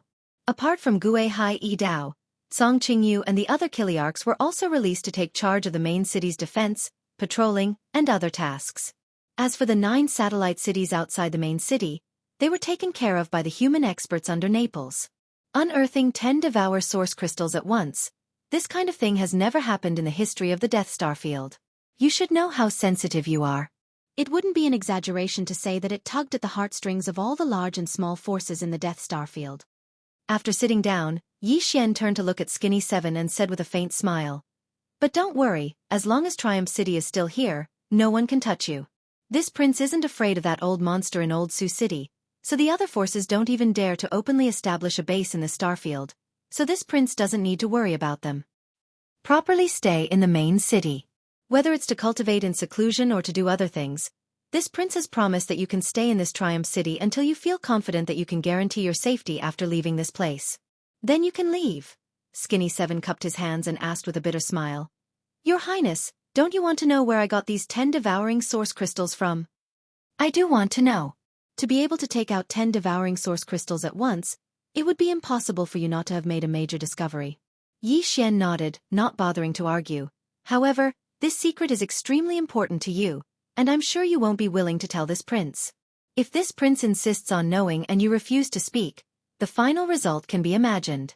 As a result, sooner or later, the Starry Sky Masters in the outside world will find out. At that time, it will be a loss of credibility, and no one will come to my Triumph City to trade for the devouring source crystals. It can be said to be a loss for a small gain, so there's no point in asking. What if I'm willing to be honest?" Hearing that Xianxia did not take the initiative to ask him because of this reason, Skinny 7 could not help but be stunned. In the end, he shook his head with a bitter smile. "To be honest, the origin of these 10 devouring source crystals is indeed quite secretive. However, for Skinny 7, it was already a stroke of luck that I was able to obtain these 10 crystals. Even if there are other devouring source crystals in that place, Skinny 7 will definitely not have the luck to obtain them again. In addition, thanks to your Highness' generosity, Skinny 7 has obtained a large amount of cultivation resources. Next, I will wholeheartedly cultivate in seclusion.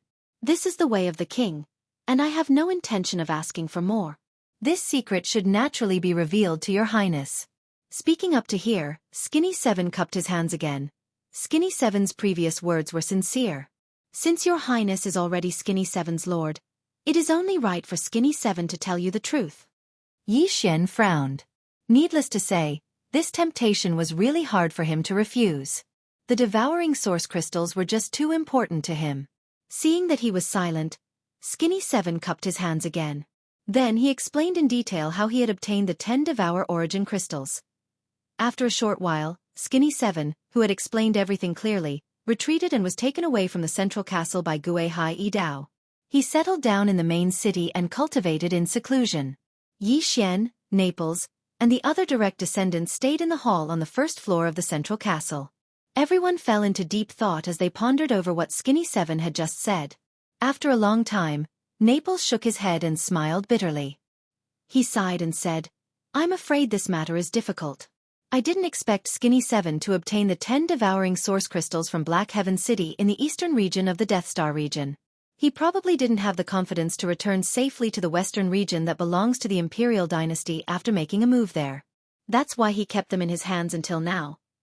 But in this way, this information is not very useful to us. If we had known this before he came and completed the transaction with your Highness, we could have secretly infiltrated the eastern region controlled by the Tenju Heavenly Palace. But now we can't. If Skinny 7 stays in Triumph City, the other forces will definitely believe that your Highness has known the secret of him obtaining the 10 devouring source crystals. And they won't dare to take the risk of entering Triumph City to rob him. So, the only way to know where the 10 devouring source crystals were produced is through your Highness. At this moment, I'm afraid that all the big and small forces in the entire starfield, including Old Sioux City and Tenju Heavenly Palace's Black Firmament City, are already paying close attention to our Triumph City. Under such circumstances, wanting to quietly slip into the eastern starfield is simply impossible. Once our whereabouts are leaked, the forces will know that the 10 devouring source crystals came from the eastern star region. Even if they don't know the specific location near Black Heaven City, it's still extremely disadvantageous for us. At least, Black Heaven City, which controls the eastern star region, will definitely obstruct us from entering the star region that belongs to them.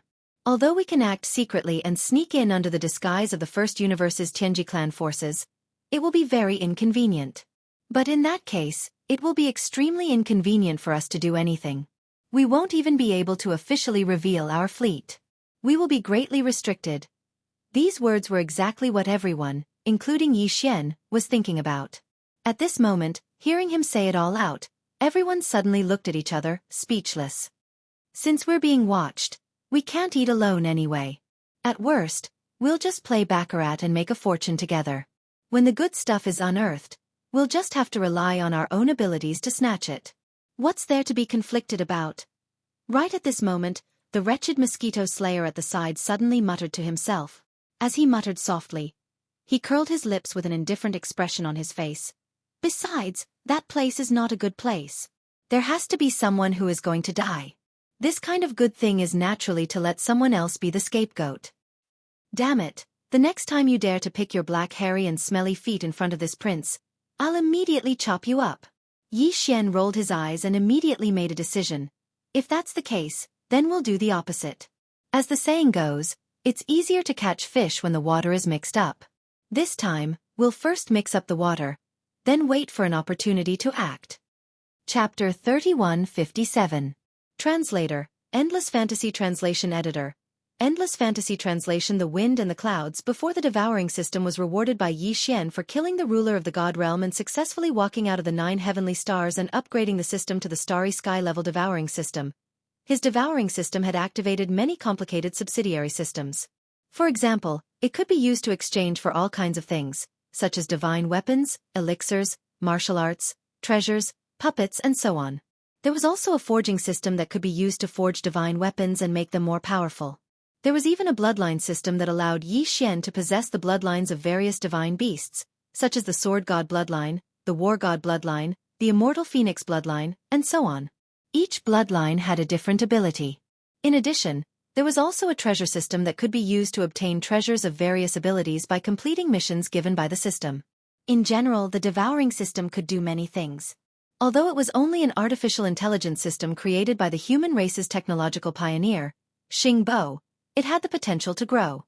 However, many subsidiary systems of the devouring system required certain conditions to be activated. Before the devouring system was upgraded to the starry sky rank devouring system, these conditions required the consumption of the devouring source. After the upgrade, the activation of these subsidiary systems became more complicated. Before the conditions were met, the system would not even give a prompt. For example, when Yi Xian's personal starry sky communication system was activated, the system prompt was given when he encountered the fragment of the immortal grade starry sky superbrain. Before that, Yi Xian had no idea how to activate the personal starry sky communication system. The system did not give any prompt regarding the activation conditions. As for the devouring source, after the system was upgraded to the starry sky rank devouring system, it was reduced to a currency for exchange. Of course, this did not mean that the function of the devouring source was weakened. On the contrary, after the system was upgraded to the starry sky rank, not only did the function of the devouring source not decrease, it even increased. This was because after the system was upgraded, the items available for exchange in the original system exchange shop were refreshed. It was impossible to enter the starry sky realm and exchange for low-level treasures below the starry sky rank. That would be too useless. In the refreshed system exchange store, in addition to various treasures, there were even various rare mineral deposits, some precious bloodlines of ferocious starry skies beasts, and so on. Compared to the previous exchange store, it was even more attractive. Even Yi Xian, who was currently surrounded by wealth, was especially moved by some of the treasures and the bloodlines of the ferocious beasts. Even some of the rare minerals were the same. If he could exchange for them, he would be able to fuse and refine the battle weapon, the demon blood star tier sword, the battle armor, the indestructible glass armor, and the battleship Dongshu shuttle. At present, these 3 most basic treasures were already at the starry sky epic grade. If they were fused and refined again, they would have a chance to enter the starry sky supreme grade. Man-made starry sky treasures were rare. Treasures like the Rai Di seal were naturally formed in the universe. The only man-made starry sky treasure that Yi Xian knew of was the life fortress, Long Yi Ro, left behind by Xingbo. If the 3 basic treasures he used to protect himself could all advance to the level of a starry sky treasure, then just by relying on them, Yi Xian's overall strength would rise to another level. However, Starry Sky Supreme grade treasures were not to be underestimated.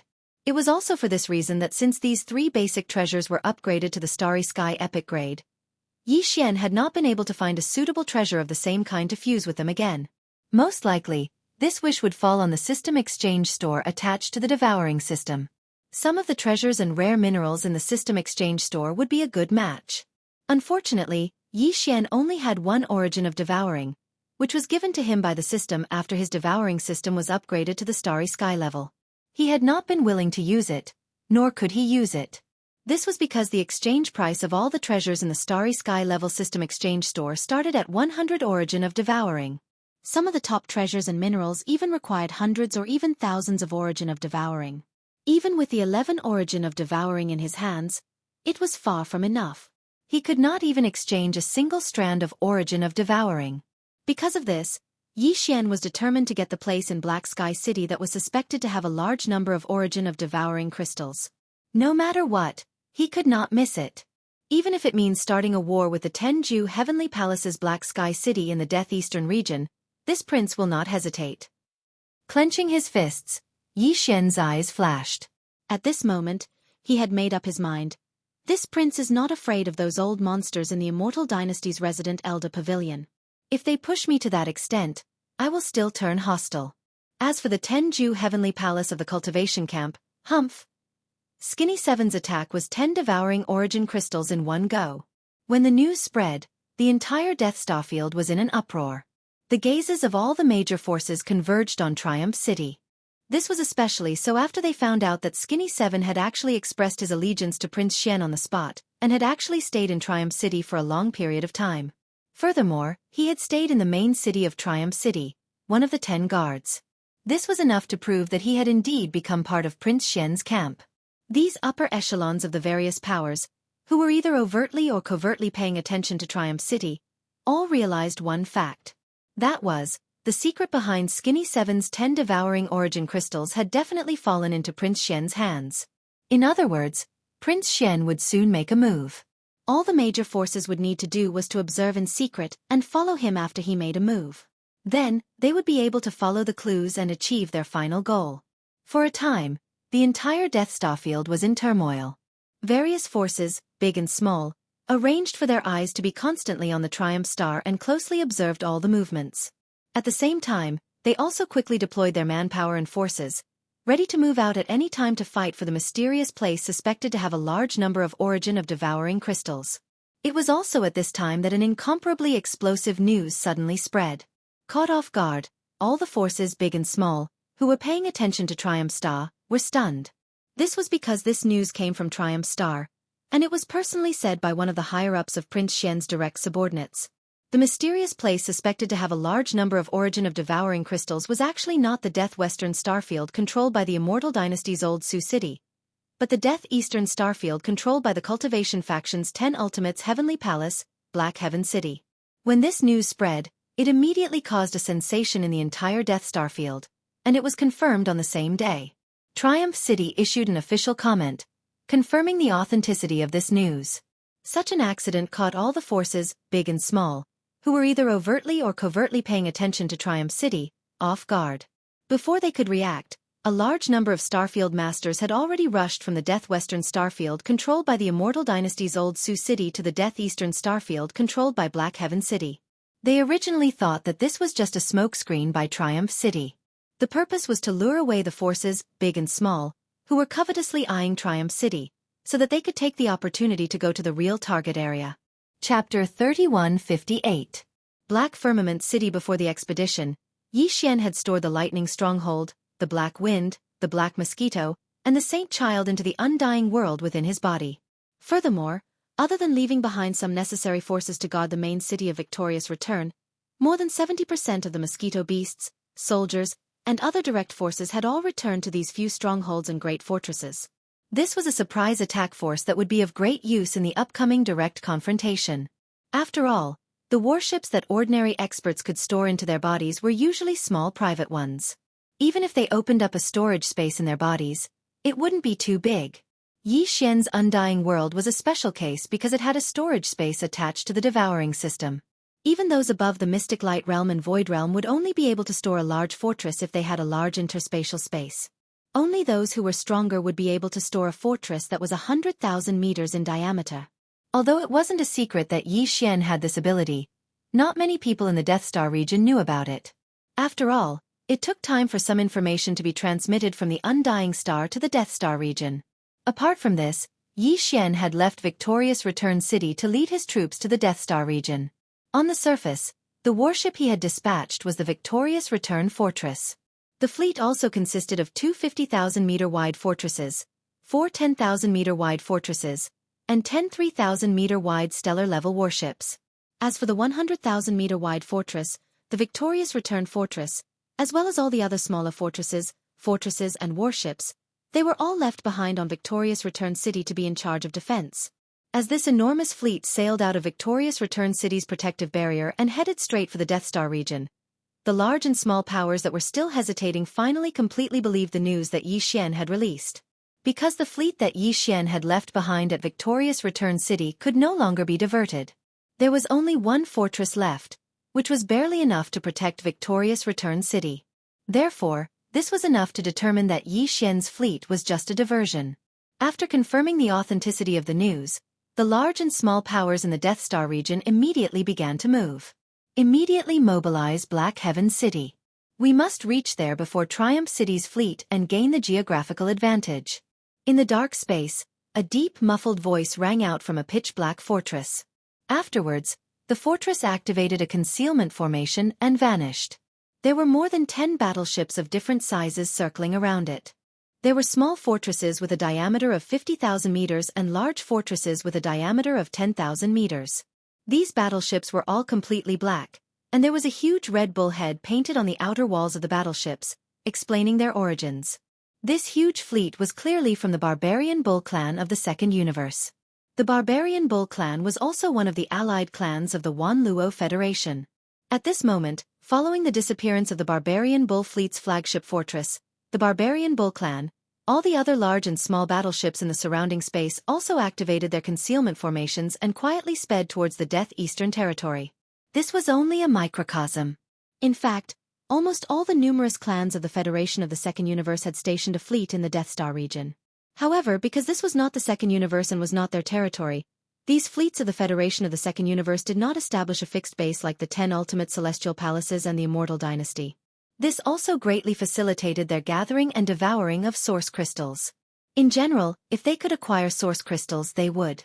If they could not, these fleets of the Federation of the Fleets would conceal the insignia on the battleship's outer walls and immediately transform into space robbers, brazenly robbing them. Compared to these fleets, which at least dared to openly reveal their tracks before deciding to use force to rob, the fleets of the Tianji clan of the First Universe, which were the most popular in this vast Death Star region, could only conceal their tracks even more.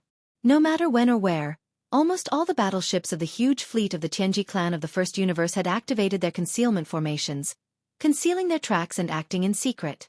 This huge fleet was led by two starry sky fortresses with a diameter of 100,000 meters.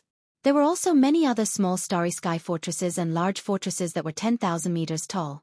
They were formed by the gathering of the hundreds of slave clans from the First Universe. At this moment, this fleet of the Tianji clan from the First Universe was also rapidly rushing towards the Death Eastern Territory. Not long after Yi Xian's Triumph fleet left Triumph City, from the central area of the Death Western Territory, the fleet of the Immortal Dynasty, led by a starry sky fortress with a diameter of 100,000 meters, also sailed out of Grand Old City and rushed towards the Death Eastern Territory. This fleet was not large in number, and it was the private army of Long Ziwen. However, although the size of the fleet was not eye-catching, the commander of this fleet this time was a supreme expert of the 14th realm, the cosmic realm, Long Ziwen himself, of the Immortal Dynasty's imperial family. Therefore, no one dared to underestimate this small fleet that represented the Immortal Dynasty. Long Ziwen alone was enough to take on 2 or 3 starry sky fortresses with a diameter of 100,000 meters. As all the forces in the Death Starfield, large and small, organized huge fleets to converge in the Death Eastern Starfield, Black Heaven City, which was located in the center of the Death Eastern Starfield, was in an extremely tense state, as if it was facing a formidable enemy. Black Heaven City was different from Grand Old City in the central area of the Death Western Territory. It was the base camp of the human clan of the Third Universe stationed in the Death Eastern Territory. If Grand Old City was a steel city that showed the crystallization of the power of modern science and technology everywhere, then Black Heaven City, which was also built on a huge Death Star, lacked too many technological factors. It was also a huge and majestic city, but it was shrouded in a vast black fog all year round, so that when looking at it from a distance in the void, the whole city was like an immortal city in the sky above the ninth heaven. It was only because of this thick fog that seemed like a mortal fog that the city was called Black Heaven City. Some people said that Black Heaven City was actually a powerful magic treasure in the shape of a huge city. It was the treasure of one of the 10 Jianghu celestial palaces in the human clan's cultivation camp. It could be big or small at will, and when it needed to be moved, it could be instantly turned small and easily moved to another place by using the treasure control technique. As for whether this saying was true or not, it had never been confirmed. It was just a guess. Compared to the more open human clan's science and technology camp, the 10 Jianghu celestial palaces, as the supreme overlord of the human clan's cultivation camp, had always been very mysterious. They had little contact with the outside world and were extremely conservative. Chapter 3159. Translator, Nyoibo Studio Editor. Nyoibo Studio Death Star Spin. The 10 Jianghu celestial palaces had a total of 10 celestial palaces. Each celestial palace had 1 principal and 4 vice principals. The vice principals were equivalent to the imperial elders of the everlasting dynasty. In the official base of the 10 Jianghu celestial palace, Black Heaven City, there was a supreme master of the cosmic realm.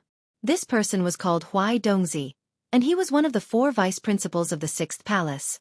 In addition to Huai Dongzi, in the official base of the 10 ultimate celestial palace, Black Firmament City, there was another person with a similar status as Prince Xian. He was the young palace master of the 6th palace of the 10 ultimate celestial palace, and he had followed Huai Dongzi to the Death Star field to train more than a year ago. This person was called Tian Chenzi, and his cultivation was not weak. He was already a rank 7 black hole realm existence. Tian Chenzi was only at the black hole realm, and he was only the young palace master of the 6th absolute palace. There was still a certain gap between him and the vice palace master of the 6th absolute palace, Huai Dongzi. Needless to say, the latter was a supreme existence at the cosmic light realm, the 14th great realm. It was reasonable to say that Tian Chenzi should be respectful in front of Huai Dongzi, but in fact, this was not the case. It was extremely strange. At this moment, in the central main city of Black Heaven City, Tian Chenzi sat alone in the seat of honor. Although Huai Dongzi was also sitting, he was clearly sitting to the side. Tian Chenzi's face was extremely cold and arrogant, while Huai Dongzi was very careful, as if he was willing to be a subordinate. This scene was not only invisible to outsiders, but also unknown to the experts of the 10 Jianghu celestial palace camp in Black Heaven City. In front of others, the two acted normal, and everything was done with Huai Dongzi in charge. Only in private would Tian Chenzi reveal his true identity and status. Obviously, it was extremely extraordinary. At least, it had surpassed the vice principal of the 6th palace. It was extremely mysterious. Damn Long Xian, what is he trying to do? Tian Chenzi obviously saw the abnormality in Yi Xian's actions and was furious. All the big and small forces in the entire Death Star field were swarming in the direction of Black Heaven City. It was impossible for him and Huai Dongzi not to be nervous. The fleet of the Immortal Dynasty led by Long Ziwen of Old Su City was not so bad. Although the human race's cultivation camp and the science and technology camp were competitors, they were still of the same race and would not fall out over benefits. After all, they were in the starry space now. In addition to the human race, there were many alien races from the second universe and the Tianji race from the first universe. If he really did that, others would be laughing at him. But it was hard to say about the alien fleets in the second universe. Those guys were also extremely powerful. In order to devour the source crystals, the various races in the second universe had stationed their forces there. Those guys were both in the open and in the dark. Once they covered the emblem of the starship, they could immediately turn into space bandits and disappear unpredictably. As for the powerful fleet of the Tianji race, it was obviously more of a headache. All the warships in that fleet had a concealment array activated almost all the time. The technological power of the Tianji race in this regard was even inferior to that of the human race's science and technology camp's Immortal Dynasty. It was also because of this that the powerful fleet of the Tianji race stationed in the Death Star field had never been found and had always been running rampant in the vast Death Star field. And now, they were heading straight for the Death Eastern Star field. All of this brought enormous pressure to Tianqinzi and Huaidongzi.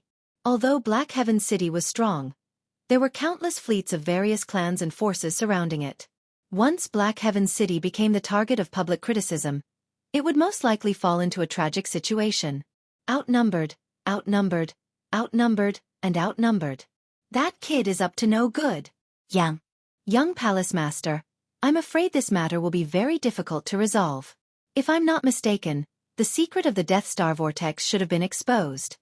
At the side, Huaidongzi sighed. That fellow called Skinny 7 obviously obtained the 10 Devour Origin Crystals by chance at the edge of the Death Star Vortex. This secret has definitely been grasped by Long Xian. That guy knew that he was being watched closely by all the major forces, so he couldn't act quietly on his own.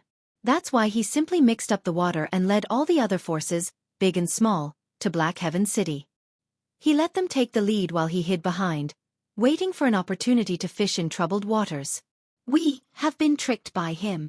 As he finished speaking, Huaidongzi glanced at Tianqinzi cautiously once more with reverence. On the other hand, Tianqinzi's expression was completely gloomy at this moment, and his eyes flickered endlessly with a wisp of cold killing intent. The devouring matrix nurtured in the Death Star Vortex is extremely important to this venerable. Whether or not this venerable's strongest devouring clone can succeed depends on it. It must not be destroyed. After pondering for a while, a fierce look flashed in Tianqinzi's eyes. He gritted his teeth as if he had made a big decision. Finally he said, "Prepare to use the universe-reversing 5 elements shifting technique. Let the elders of the 6 palaces each take charge of a formation eye. If those guys immediately activate the formation and teleport them all to the core of the 6th palace, this venerable doesn't believe that a few existences of the cosmic light realm can overturn the heavens. In short, this venerable's strongest devouring clone must not be destroyed. It's still in the process of nurturing, so there can't be the slightest mistake." Huaidongzi's eyelids twitched. He naturally understood who Tianqinzi was referring to. Clearly, he was referring to all the big shots of the major forces, including the old Sioux city's Long Ziwen and the core member of the Tianji clan. Therefore, after a moment of hesitation, he couldn't help but ask again, "What about Long Xian? This person is deceitful. Since he has made up his mind to fish in troubled waters, I'm afraid he won't rush to the front in the initial stage. What if he's at the back when the formation is activated and out of the range of the formation? Humph, this guy is scheming. All of this is caused by him. How can this venerable let him go so easily?" The murderous aura surging out of Tianqinzi's body became even stronger. He let out a light snort and continued, "You'll be in charge of this matter. Before the formation is activated, you'll be at the back and force this guy into the formation eye like a dog. You should know that this great technique of reversing heaven and earth and 5-element shifting is a huge loss to this venerable 6th palace. Several of the important treasures needed to set up the formation eyes may even be lost in the endless void during the shifting process. After paying such a huge price, if I can't solve everything at once, how can I be satisfied? But this is also good. After this matter, the entire Death Star region should be at peace for a while. Before the follow-up investigation by the Everlasting Dynasty, the various races of the Second Universe, and the Tianji clan arrive, this venerable's strongest devouring clone should be able to be nurtured. As long as this venerable stays inside, this venerable's strongest devouring clone will be complete and can leave this place in an instant." Chapter 3160.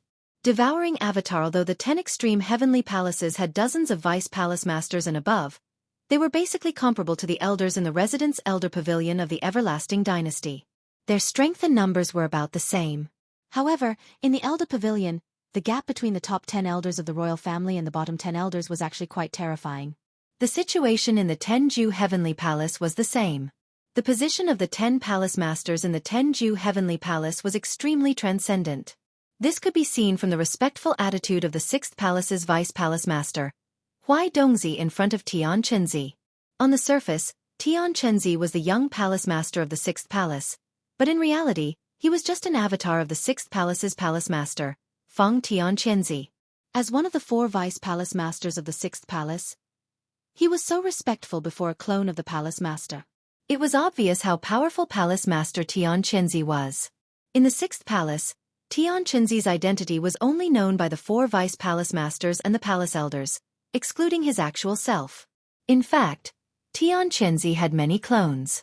The cultivation technique he practiced was called the incarnation technique, and it was said that he could create hundreds of millions of clones. This might be a bit of an exaggeration, but there was a saying in the Sixth Palace's sphere of influence. Perhaps, the shabbily dressed low-level cultivator next to you is one of Palace Master Xianxia's clones. This was enough to show how mysterious Xianxia was. Thousands of years ago, Xianxia had accidentally obtained a piece of devouring master crystal. Since then, he had developed the idea of using it to create a devouring doppelganger. If he wanted to create a complete devouring avatar with this devouring source crystal, he would need to use the avatar technique to split a strand of his soul and place it in it. From then on, he would become the strongest devouring avatar. Not only would it take a long time, but the amount of energy he would need to devour could be said to be tremendous. An entire region of stars would be destroyed because of this. This matter could not be carried out in the galaxy controlled by the Jianghu Celestial Palace. The loss of a galaxy was too great, and the Sixth Palace could not bear it. The other 9 palaces of the cultivation camp could not pay such a terrible price for nothing and help him complete this matter. Although the first universe and the second universe were the best choices, they were not the territories of the 10 absolute celestial palaces. Because the entire plan took too long and required thousands of years, there were too many variables in other universes. Therefore, Xianxia finally chose the central domain of Universe 3, a star domain located between the forces of the 10 ultimate celestial palaces and the everlasting dynasty, and planted the prime devouring crystal with a secret cultivation method.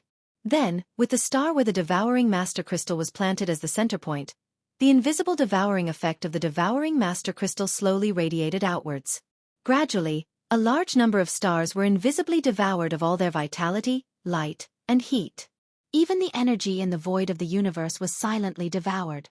This was how the Death Star domain came to be. Now, after thousands of years of development, it had become a vast star domain. The star where the prime devouring crystal was planted in the center of the Death Star domain had long disappeared and turned into a Death Star vortex. In the depths of the Death Star vortex, the prime devouring crystal that Xianxia had produced using a secret cultivation method had grown to the point where it could evolve into a giant crystal egg. It would not be long before it completely matured. At that time, the clone that Xianxia had prepared would absorb all the energy in the physical body and integrate it into the wisp of origin spirit in the physical body. Then, it would enter the giant crystal egg formed by the prime devouring crystal. Then the strongest prime devouring clone would break out of the egg. This day was originally very close, otherwise, Xianxia would not have come to the Death Star domain at this time. With a cosmic realm vice palace master overseeing this place, it was enough to keep an eye on the Death Star vortex. According to Xianxia's calculations, the prime devouring clone in the Death Star vortex's egg would mature within a year. However, at such a crucial time, the Death Star vortex had become the target of various forces because of Prince Xian of the Everlasting Empire. It was easy to imagine how much Xianxia hated Yi Xian. However, there was nothing he could do about this. Although the giant crystal egg formed by the prime devouring crystal nurtured the prime devouring clone in the Death Star vortex, its devouring power would spread out like nuclear radiation, leaving behind side effects in the star domain it devoured.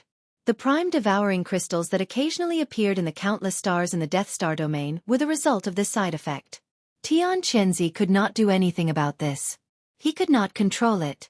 Therefore, once the prime devouring crystal appeared in the Death Star domain, it would definitely attract the attention of various forces in the 3 universes. Xianxia had long anticipated this situation. Therefore, under the pretense that he was also attracted to this place, he bestowed several precious treasures, all of which were the eyes of the array used to set up the basis of the great technique of reversing heaven and earth 5 elements shifting. Once something happened to the stellar vortex of death, this ancient magical array would be activated, and everything close to the stellar vortex of death would be teleported to the core of the 6th palace of 10 ultimates in the human clan's camp of cultivators, where Xianxia had already set up a killing array. The starry sky experts who were shifted there would be strangled to death immediately. This was to silence them. After Xianxia gave the order, 6 figures immediately rushed out from Black Heaven City toward the Death Star vortex, which was not too far away from Black Heaven City. The reason why Xianxia did not set up Black Heaven City next to the Death Star vortex was to avoid exposing himself and arousing suspicion. He did not expect that it would be exposed today.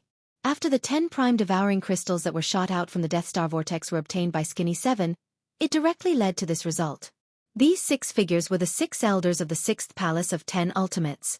Xianxia had stationed the 6 elders here for many years, and each of them was bestowed with a secret treasure as the base of the array. The 6 secret treasures included the 9 heavens and 10 earths demon-repelling divine shuttle and the celestial positioning shuttle, which were rare treasures even in the human cultivation camp. They were personally refined by the seniors of the cultivation camp and passed down from generation to generation in the 6th palace of 10 ultimates. Among them, the 9 heavens and 10 earths demon-repelling divine shuttle was made from the 1,000-year-old fine iron in the deep cold abyss and the 10,000-year-old ice in the North Pole.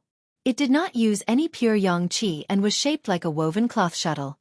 There were a total of 91 shuttles, and they could be used anywhere in the world and were impervious to all evils. Without this object, it was impossible to break through the void. The celestial arcane demon black shuttle was a black shuttle-shaped secret treasure that was about a foot long. Once it was activated, the sun, moon, and stars in the heavens would all be affected, and it could blast out poisonous flames and astral winds in the sky. With this shuttle, when the Heaven and Earth Reversal 5 Elements Great Teleportation Technique was launched, it could instantly lock onto the core area of the 6th Palace of 10 Ultimates and accurately teleport the target of this technique to it. Chapter 3161. Translator. Nyoibo Studio Editor. Nyoibo Studio Boom. Translator. Nyoibo Studio Editor. Nyoibo Studio. The Death Star Vortex was located in the void millions of miles away from Black Heaven City. It looked like a black hole, but it was only about 10,000 kilometers in diameter. No one knew what was in its depths except for Tian Chenzi. Since the formation of the Death Star Vortex, only Tian Chenzi's original body had entered it, but only once. The entire Death Stellar Vortex had been rotating slowly. However, this rotation was too slow, much slower than the rotation of a celestial body. It was impossible to detect it at all. The black hole-like void with a diameter of 10,000 kilometers slowly rotated on its own, and after thousands of years, it gradually formed an invisible and terrifying suction force that turned into a kind of devouring force. It radiated further and further, devouring all the energy in the void of this star field, as well as the vitality, light, and heat of all the stars. At this moment, the 6 elders of the 6th Palace of 10 Ultimates from Black Heaven City had used a secret technique to conceal everything after setting up the array base in the void around the Death Star Vortex. Not even the slightest bit of aura was released, but the void 100,000 kilometers away from the Death Star Vortex had quietly turned into a land of evil. Once the array was activated, all the people and objects in this area would be instantly transported to the monstrous killing array of the 6th Palace of 10 Ultimates. No one knew about this. Among the fleets of various forces that came from all directions in the Death Star field, Xianxia's victorious return fleet was the first to set off, and they came directly, unlike the fleets of the other forces, who had to constantly monitor the direction of the victorious return fleet and change their direction at any time. Therefore, the victorious return fleet was the first to arrive at the Death Star Vortex. With the arrival of the victorious return fleet, the news spread, and the fleets of the other forces that followed them from all directions finally knew where their final destination was.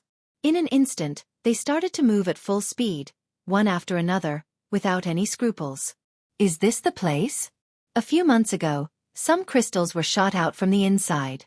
Among them, there were actually 10 devouring origin crystals.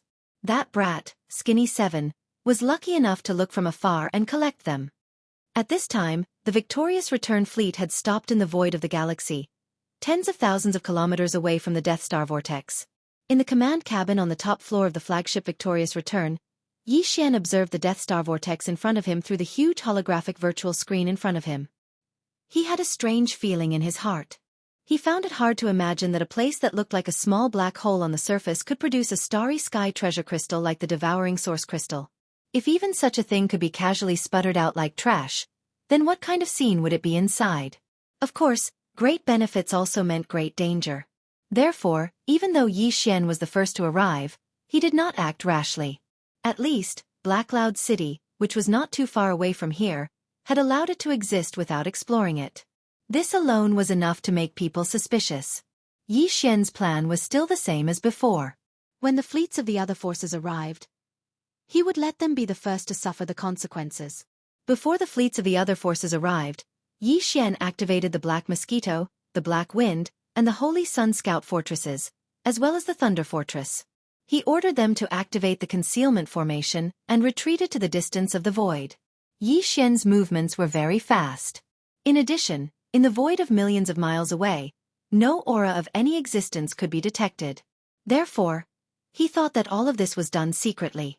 However, He did not know that the 6 elders of the 6th palace of the 10 ultimates, who had concealed their auras with a secret technique, had seen everything and reported it to Black Cloud City through the special communication method of the 10 ultimate celestial palace. At this point, the undying world in Yixian's body was only left with a small private warship, the Dongshu shuttle, and the Life Fortress, the Wild Dragon Fortress, which was evolving into a 10,000-meter-tall fortress and was not far away. As for the Triumph Fortress, which he brought with him this time, there were 2 small cosmic-level fortresses with a diameter of 50,000 meters, 4 large fortresses with a diameter of 10,000 meters, and 10 stellar-level warships with a diameter of 3,000 meters.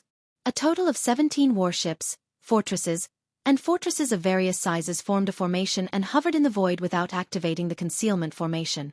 It was meaningless. When this fleet sailed out of Triumph Star, it had been closely watched by all parties. Not long after, in the distant void, the silhouettes of fleets appeared one after another. Even the fleet from Old Sioux City had arrived. However, other than the fleet from Old Sioux City, which represented the Immortal Dynasty, there were dozens of fleets. Not only were the number of warships formed, but the colors of the ships were also different. However, on the outer walls of the ships, the unique emblems of their clans were all concealed. These were only the forces that had arrived openly without activating the concealment formation. In fact, in the surrounding void, there were clearly some fleets that had concealed their traces and quietly arrived.